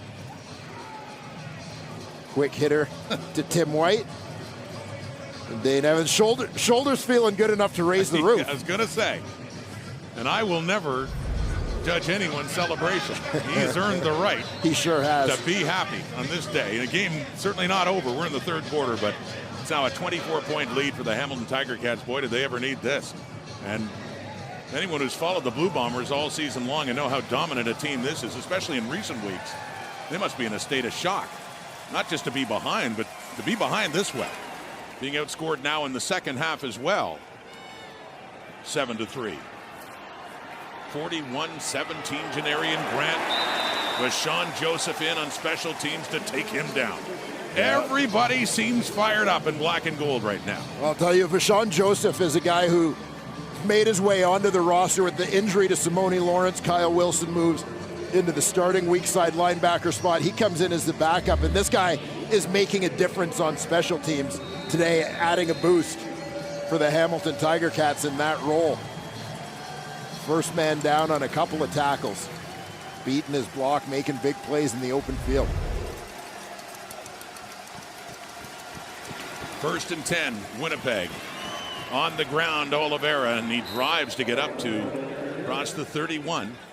So a second down and short coming up here for the Bombers, who just not having their kind of day. 2nd and 4 now at the Winnipeg 31.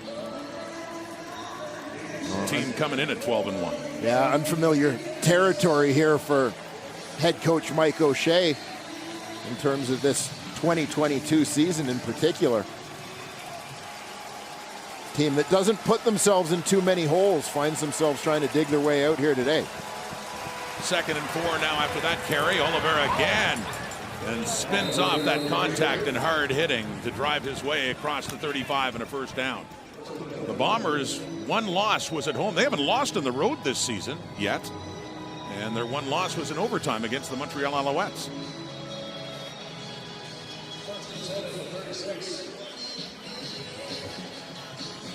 Yeah. We talk about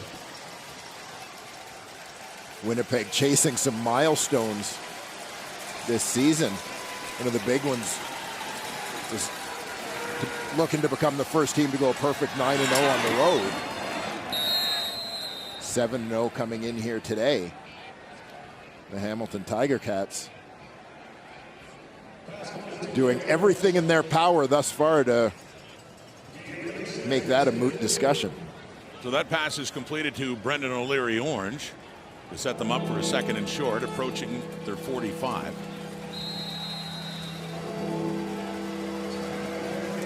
Zach Collaros, the reigning most outstanding player in the Canadian Football League, and heading into the day, to be sure, still on pace for a repeat, especially with the injury to Nathan Rourke. Collaros has had a great year. Dembski on the sweep, breaks a tackle, has more. Nick Dembski gets it up across midfield, and the big first down for Winnipeg. Yeah, nice play call. Situationally, kind of get inside the defense's head and think about what they anticipate. The fullback, Mike Miller, checks into the game. You know, and you're kind of anticipating that it may be something between the tackles. But instead, with the defense packing it down a little bit inside, they attack that perimeter with Dembski. Under 3 minutes to go until three-quarter time. 24-point difference. Collaros, he completes it. That's Bailey. That's close to another, yes indeed, another first down for Winnipeg.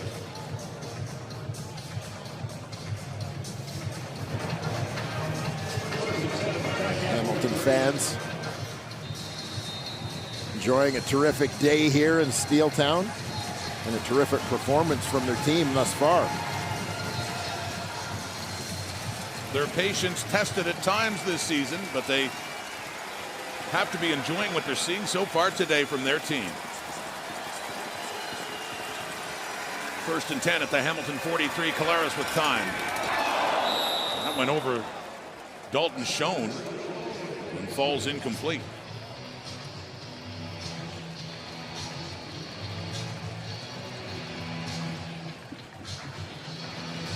Ticats making plays in all three phases of the game. We talked about Vashon Joseph and those special teams. Seth Small as well chipping in on teams with a 52-yard field goal here today. Defense getting after Zach Collaros a little bit. You're never going to shut down this Winnipeg offense, but the Hamilton D doing a nice job making life difficult for them. And obviously the offense with one of their most impressive performances of the year so far. Pressure coming. Collaros gets it away, completes it. And a busy second half for Brendan O'Leary Orange, taking it down for a first down inside the Hamilton 30. And nice touch on this football for Zach Collaros as you see him on the run out to his right, kind of throwing back across his body, but gets it in exactly the right spot. working quickly here. Off to Greg McCrae. Gets down inside the 25 to about the 22. Second down coming up. Well, Kyle Wilson from his weak side linebacker spot. Going to get after Greg McCrae to make the play on this one.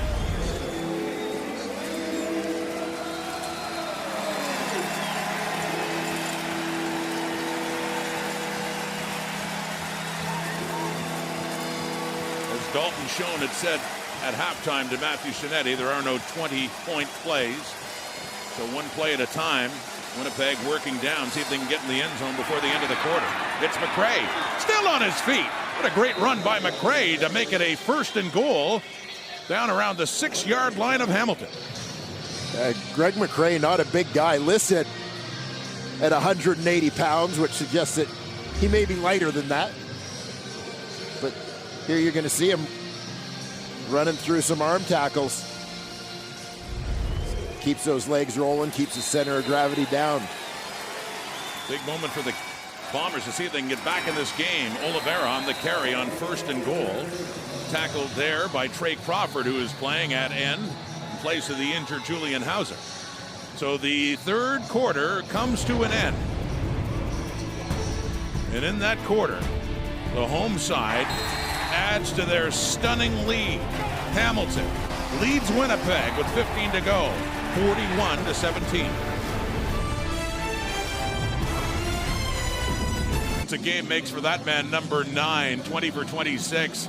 He has thrown 4 touchdown passes, no interceptions, another key state, given the stat, I should say, given the way it has gone for Dane Evans, but a big lead heading to the 4th quarter for the Hamilton Tiger Cats. Yeah, and an impressive all-around performance for the Tiger Cats, as we were talking about, as that 3rd quarter wound down. You know, you are never going to completely shut down or dominate the Winnipeg Blue Bombers in any phase, but Hamilton has done a nice job, I think, winning in all 3 so far. And so the 4th quarter begins with Winnipeg trying to get a little bit closer, a 24-point difference right now, but the quarter ended with them in goal to go. Dylan Wynn had been hurt on the previous play, but ended up walking off. Seems to be okay. 2nd and goal at the Hamilton 3. Faking and throwing into the end zone. Dembski could touch it, couldn't bring it down. A very close play after a nice fake to set that one up, but they can't find the end zone. It's 3rd down. Yeah, play action gets the Hamilton defense to sort of bite to the inside, but good coverage on the outside there. Tunde Adeleke staying with Nick Dembski on the route.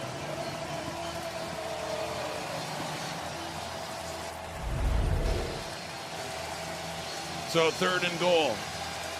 Bombers need a touchdown. To state the obvious, 24-point difference. The fake again. The pressure coming, and it's knocked away with another great defensive play. That one by Bashawn Joseph. There is a flag down, however, in the Hamilton end zone.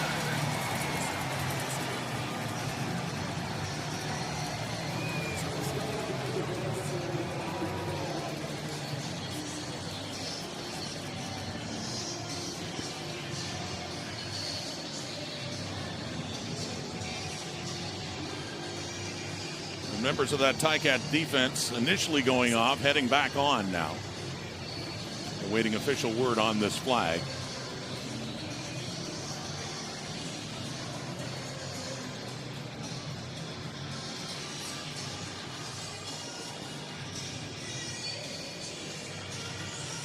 But against Hamilton. And another chance for Winnipeg. Yeah, now watching the play live, I wondered if there might have been a call against Bashawn Joseph, because we have 2 fouls on the play. Procedure, Winnipeg no end. Illegal contact, Hamilton. The difference is 5 yards. We'll go half the distance, but it'll be a 1st down. So keep an eye here at Bashawn Joseph coming off the edge of this defense. When Mike Miller comes across the formation, goes to release to the flat, Joseph grabs a hold of him looking to kind of throw him to the ground there, throw him off balance before he knocks down that pass. Dakota Prukop in, trying to keep it and get it into the end zone, which he does. A touchdown, Winnipeg. Much needed, of course, at this point in the game. The crowd booing. But the Bombers also had a penalty against them the previous play, but didn't pay for it as it went half of the distance, and a new set of downs. Prukop, another rushing touchdown for him. One of several.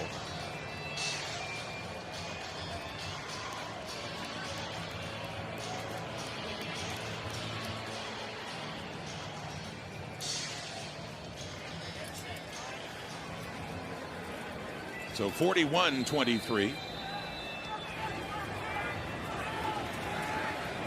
And 18 points, and Mark Leggio for the point after.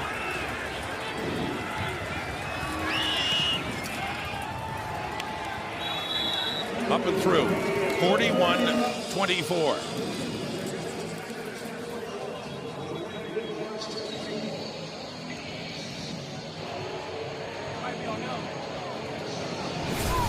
Hall of Fame game.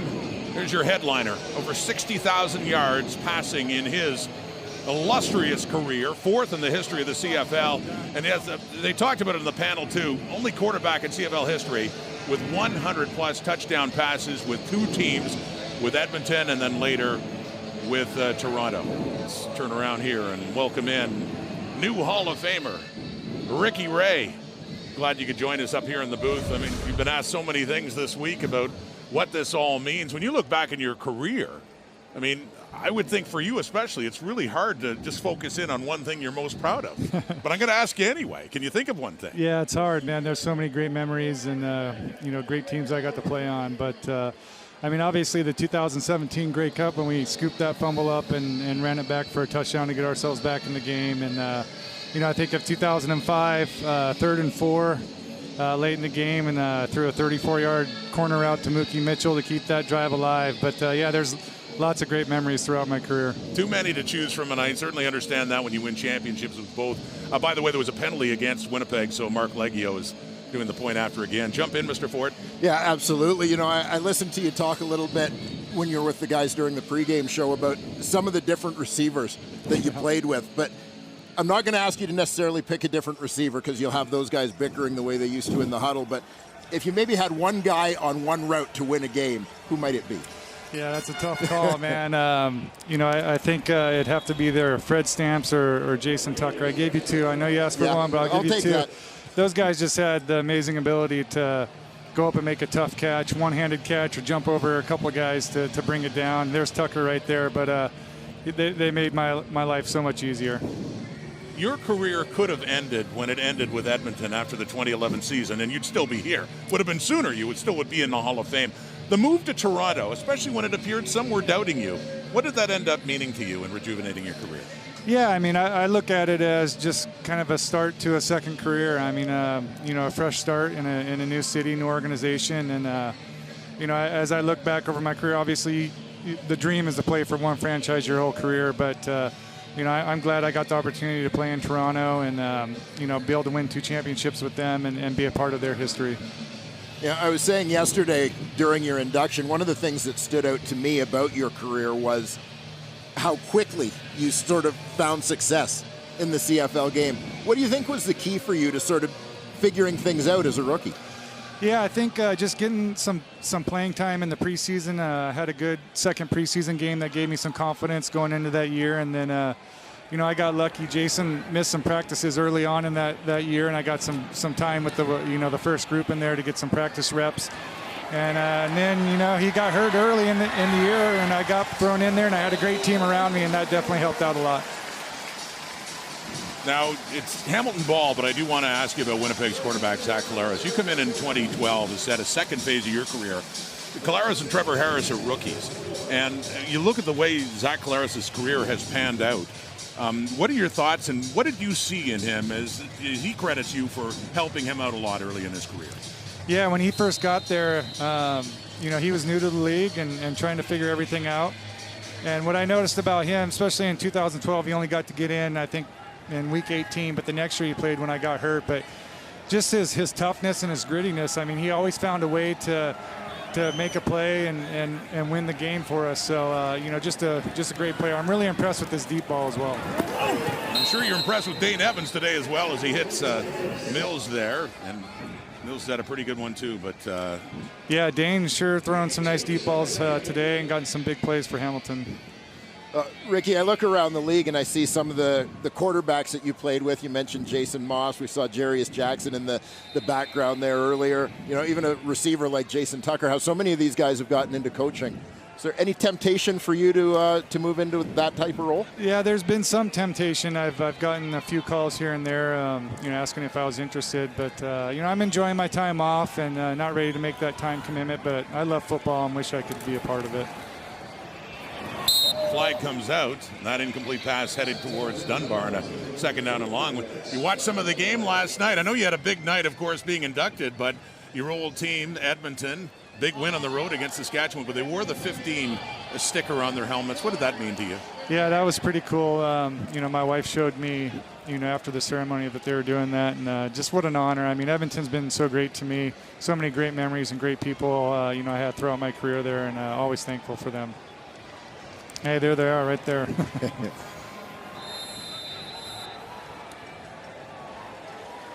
So on another, what's been a rare occasion in this game, the Bombers defense holding Hamilton and forcing them to punt. It's still a 41-24 lead, but the Bombers still have some time if they can drive down and make this game interesting with another touchdown. So it will bounce to Janarian Grant at the 25. And no, he can't get away. Good coverage downfield by the long snapper, Gordon White, taking him down. Congratulations, Hall of Famer Ricky Ray, and just a marvelous career. Thank you, guys. Thanks for really joining us upstairs yeah. here now. Thank you. Ricky Ray and his family in a proud moment as he is inducted into the Canadian Football Hall of Fame last night here in Hamilton. Ticats still lead it. We'll be back after this. Also inducted last night in the Hall of Fame, the great Roy Shivers as a builder. 32 years in the CFL, starting with BC. A lot of time with Saskatchewan as well. With more, let's go back to Matthew. The best seat in the house so far for a very, very entertaining game. Mr. Shivers, congratulations on getting into the Canadian Football Hall of Fame. When you looked at your bust and you thought about those 3 decades you spent in this league, what did you think about your legacy? Job well done. I thought I did a pretty good job over the years. And the bust was appropriate, except it cut my ponytail off. I was going to say, if that's the one thing you looked at, given your glorious hair, and you said, you know what, they should have kept the whole thing. I mean, Chip Cox had his man bun. Yeah, I had a ponytail when they took that picture. It was about 1 foot long, and I looked at it and had a little ball back there. But I'm proud of what I've accomplished in the league, and I enjoyed every minute of it. Now, what is the one thing, or a couple things maybe, that people don't appreciate about building a winner in this league and the work that takes? It takes time. You know, people think you can pop your fingers and you got a winner. You know, you got to have a quarterback, first of all. You got to have a good defensive team. So it takes time, and you got to know what you're looking for in players. And they've got to be able to adapt and to adjust to what your coordinators want them to do, and your head coach. It's a lot of work, but a career well spent, and congratulations again, Mr. Shivers. Hey, thank you guys very much. Appreciate it. After a big completion to Dalton Schoen, that one going to Brendan O'Leary-Ort. How about Roy Shivers, too? Yeah, I mean, I'm a huge Roy Shivers fan. You saw a couple of his 4 Grey Cups. I was fortunate enough to be on those teams, so spend a little bit of time with him, and quite frankly, seeing the fruits of his labor. A lot of the players that he brought into those great Calgary teams in the 90s, BC as well, as, you know, I think Wally Buono would tell you Roy Shivers was a pretty indispensable member of his organization in both those cities. Entertaining guy, well liked by the players for sure. I see during his career and even after his Hall of Fame, you'll get a blunt response to a question, won't you? Yeah. Oh yeah. And I had a feeling last night that, you know, Shiv was wondering where the rest of the hair was on that bus. Roy Shivers, Hall of Famer. So it is a first down after that short yardage by Dakota Prukop. 17-point difference. Winnipeg's moving. Fourth quarter. Complete over the middle, wide open. Oh, what a game Dalton Schoen's having. Yes, the Bombers are down, but he went over 100 in the first half. 133 before that catch. His 6th of this game. Rookie Dalton Schoen. Yeah, I don't know if we can even call him a rookie anymore, the way Dalton Schoen has performed this season. Now a look towards the goal line. Rasheed Bailey, touchdown Winnipeg. And a flag is out on the other side of the field. Hamilton, number 49. The penalty is declined. The result of the play is a touchdown. The penalty doesn't matter. What does matter is the Bombers are getting back in this game. Well, and this is where, when the Winnipeg Blue Bombers are your opponent, you can never really exhale. And we've seen it throughout this year. I mean, they are a team that throughout, they have a great knack, great ability to find ways to get the job done regardless of the situation. So Hamilton has been darn near perfect today. They're going to need to continue to be that for another 9.5 minutes to beat a Winnipeg team that turns it up at crunch time. Well, don't look now. Not long ago, it was 24 points. Hamilton was ahead of Winnipeg. It's now a 10-point game after that touchdown by Rasheed Bailey. Don't go away. The Hamilton Tiger Cats still have a lead, still double digits, but not nearly as comfortable after a couple of touchdowns in the fourth quarter by the Winnipeg Blue Bombers. It's now 41-31 Hamilton. Tim White on the kick return. Tanner Cadwallader pushing him back. And then Nick Hallett tackling him further behind, back at the 15 for Dane Evans. And really a pivotal moment, if you will, for this quarterback of the Hamilton Tiger Cats in what's been a brilliant day. But it's not over yet. 4 touchdown passes to tie a career high. Yeah, and I'm going to go back to the first quarter of this football game and Winnipeg's opening offensive drive where they went down the field with authority and scored a touchdown. And I thought one of the big things in terms of the way this day has gone for Hamilton started with Hamilton's response right there, answering the bell, marching down the field themselves for a touchdown. They need that kind of response again right here. They certainly do, and they start at the 20, handing off to Hills. Breaks a tackle, he spins out and makes a nice run on first down to move the sticks right away.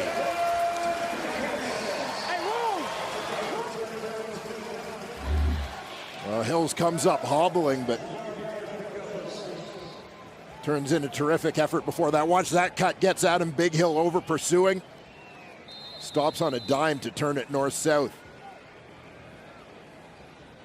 Great change of direction there for a big man. Yeah, nice burst back to the inside there. Gain of 12, up across the 30, the 32-yard line. Ticat football, Ticat lead, fourth quarter.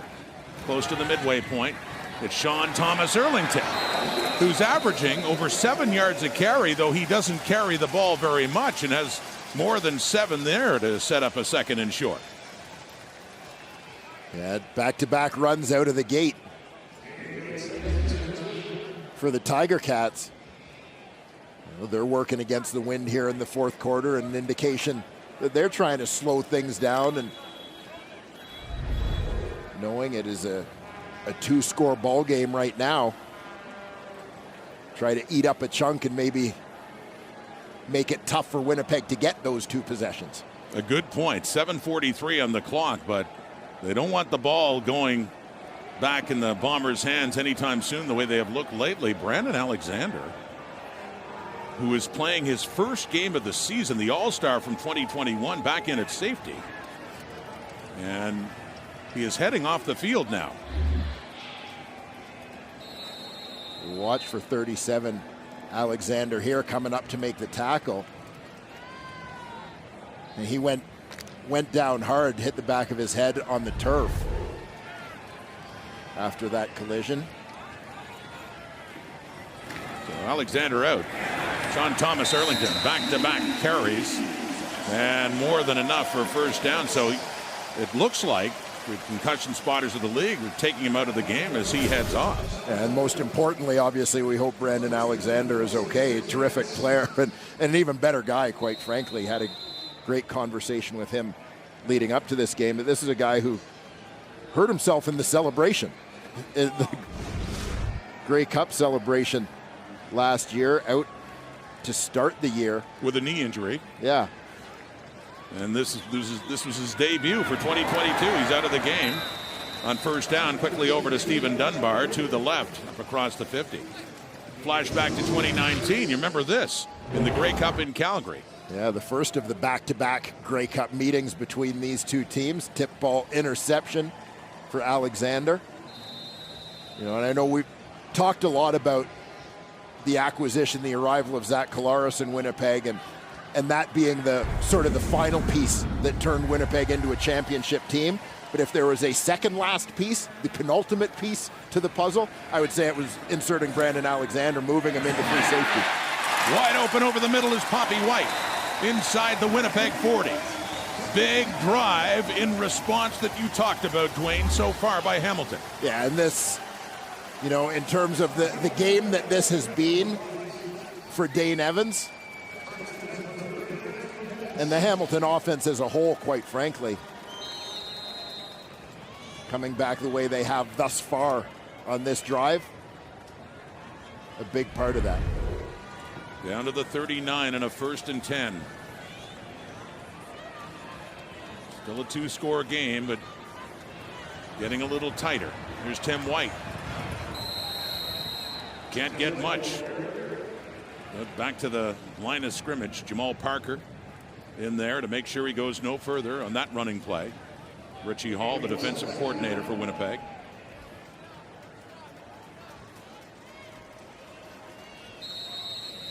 And the answers have been hard to come by today as Hamilton's offense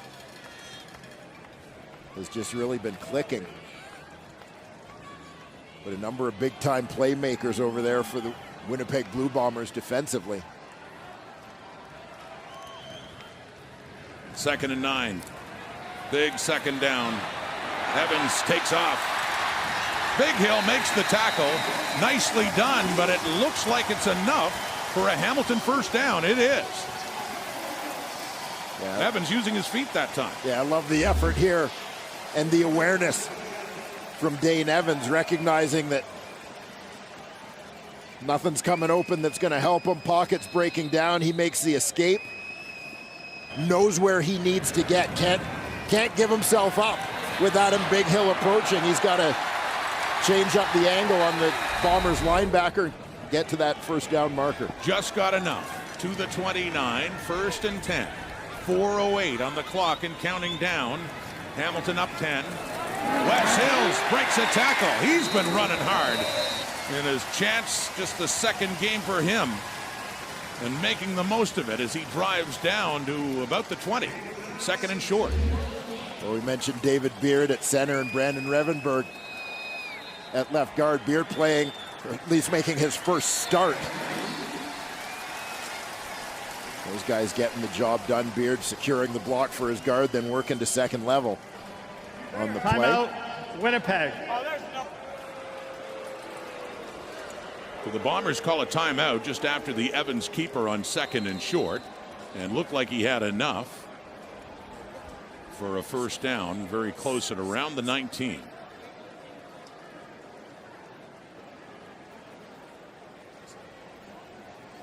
They'll bring the sticks in to confirm it,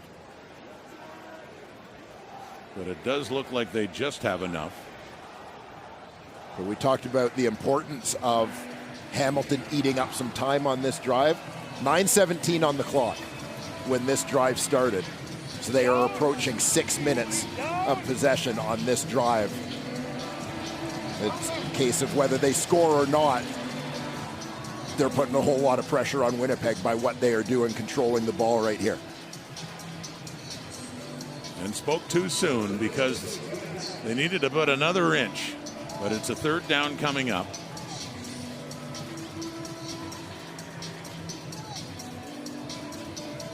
Needing just a fraction, really, to extend this drive. And you're right, the point's important, but with a 10-point lead, killing that clock of equal or maybe even greater importance at this point.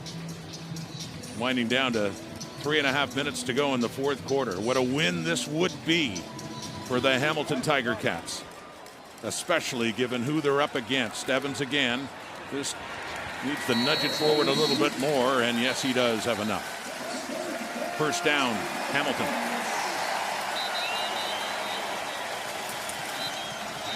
Timeout, Winnipeg.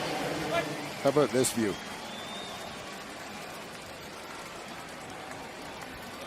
Telling the story at the line of scrimmage. No surprise to see Adam Bighill, who times those jumps perfectly, doesn't he? He has a gift. He is so good. Doesn't pay off there, although Hamilton hardly needed anything, but 800th career tackle. Talk about on a Hall of Fame day. You look for a future Hall of Famer. I think you could safely say you're looking at one now, but still lots more football to be played. What a career that man has had. On a great story, great journey that it's been for Adam Bighill, a guy who started off in BC. He wasn't a starter at a time where you didn't see a lot of American linebackers as backups on the roster, but he was just, they had Solomon Elimimian at middle linebacker. They were pretty set, but he was a guy who you could not keep off the field, could not keep off the roster. Awesome special teams player, eventually earning a starting spot. High shotgun snap, giving it to Thomas Erlington, who manages to make something out of it. Picks up a few yards down to about the 13. Yeah, STE did well there to turn that into a positive play, as this one looked doomed from the start.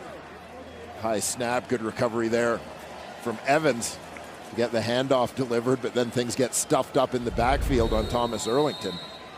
But he redirects for a gain of about 4. And he stays in the game now too. 2nd and 6. Under 3 minutes to go in this fourth quarter. Ticats trying to put it away. What would be a huge upset here in Hamilton. Off to Thomas Erlington. Down to about the 7 or 8. Winston Rose stops him. And that is the official 3-minute warning with 2:42 on the clock. Hall of Fame game. 8 new additions. Legends enshrined here at Tim Hortons Field. Back for the final few minutes of this. Coming up, the BC Lions are 0-2 since Nathan Rourke got injured. Vernon Adams is going to get his first start. The BC Lions had a full week of the first team reps. What difference can he make against Kadeem Carey and the Calgary Stampeders in a battle for second in the West? Part 2 of the doubleheader coming up. What an afternoon here in Hamilton, with the Bombers coming in at 12-1, heavily favored over the 3-win Ticats, but you wouldn't know it the way this game has played out so far. Hamilton has been, for the most part, brilliant. A 10-point lead, trying to add to that and put this one away. Late in the game, Mills on that 1st and goal, he drives down towards the 5.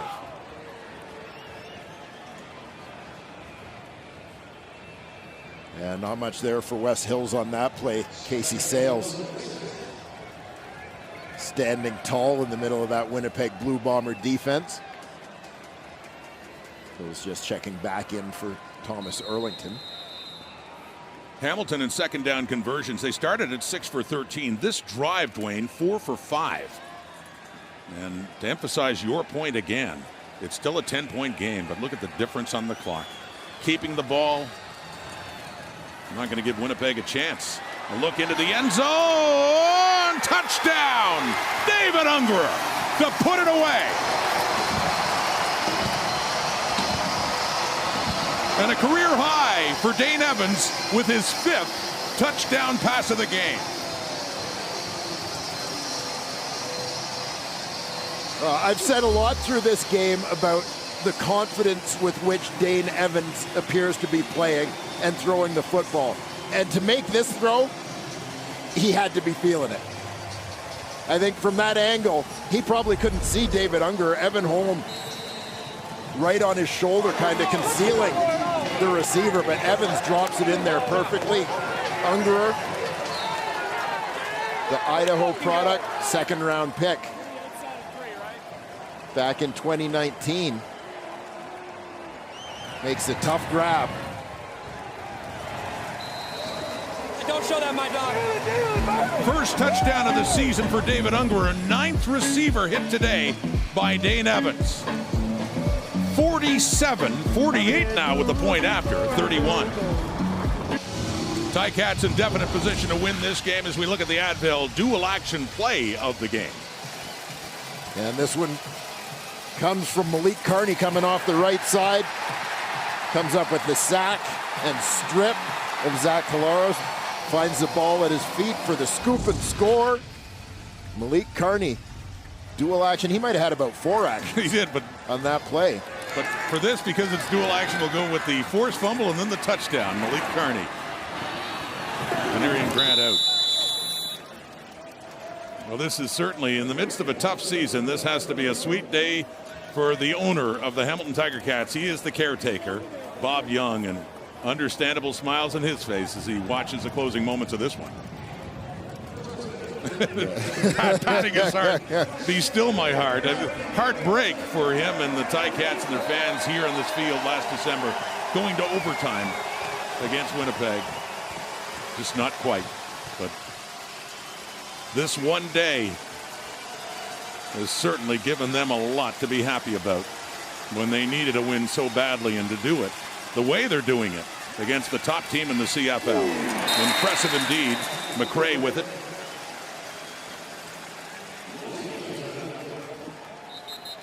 So I suspect that the guys who are coming up next, members of the BC Lions, currently in second place, and the Calgary Stampeders, who want to take over second place with that matchup today, no doubt watching as much of this one as they can before kickoff.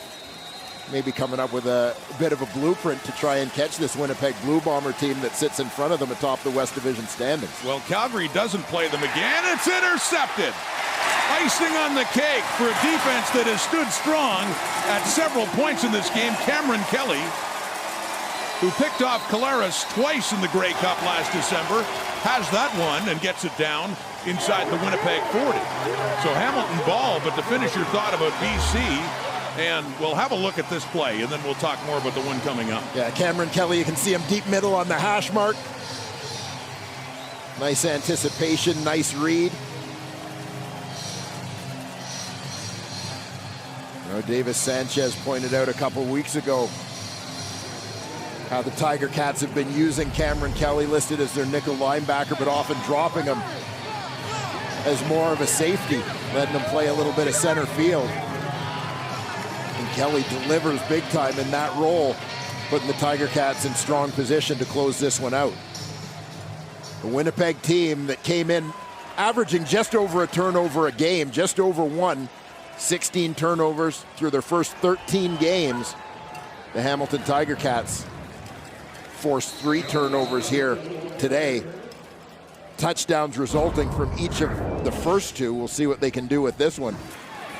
And how about the work of Dane Evans, who's done a terrific job from his point of view protecting the football. 5 touchdown passes for him today. That's a career high for the Tulsa product. And I think a much needed day for the Ticats QB. Absolutely. A big shot of confidence in a tough year for Dane Evans against a team that's been trouble for him in the past in big games. Those 2 Grey Cups earlier this season. He was intercepted for a touchdown by Willie Jefferson back in Winnipeg in week 3, but what a difference, what a performance. A career day for quarterback Dane Evans.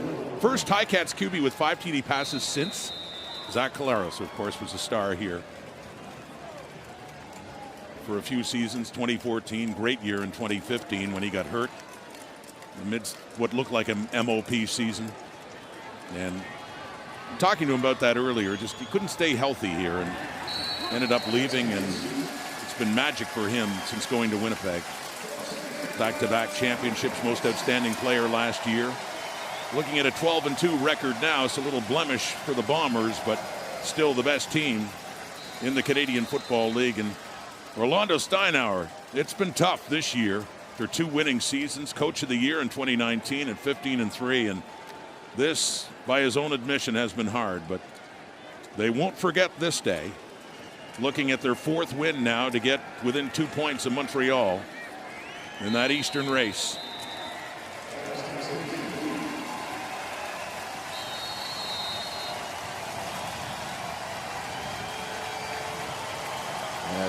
There is little doubt that this game has represented the high point to date of the 2022 Hamilton Tiger Cats season. Without question. They take the sort of rare opportunity this year to get into victory formation. And is this a game that might have saved them? They needed it. Bombers scored 54 last week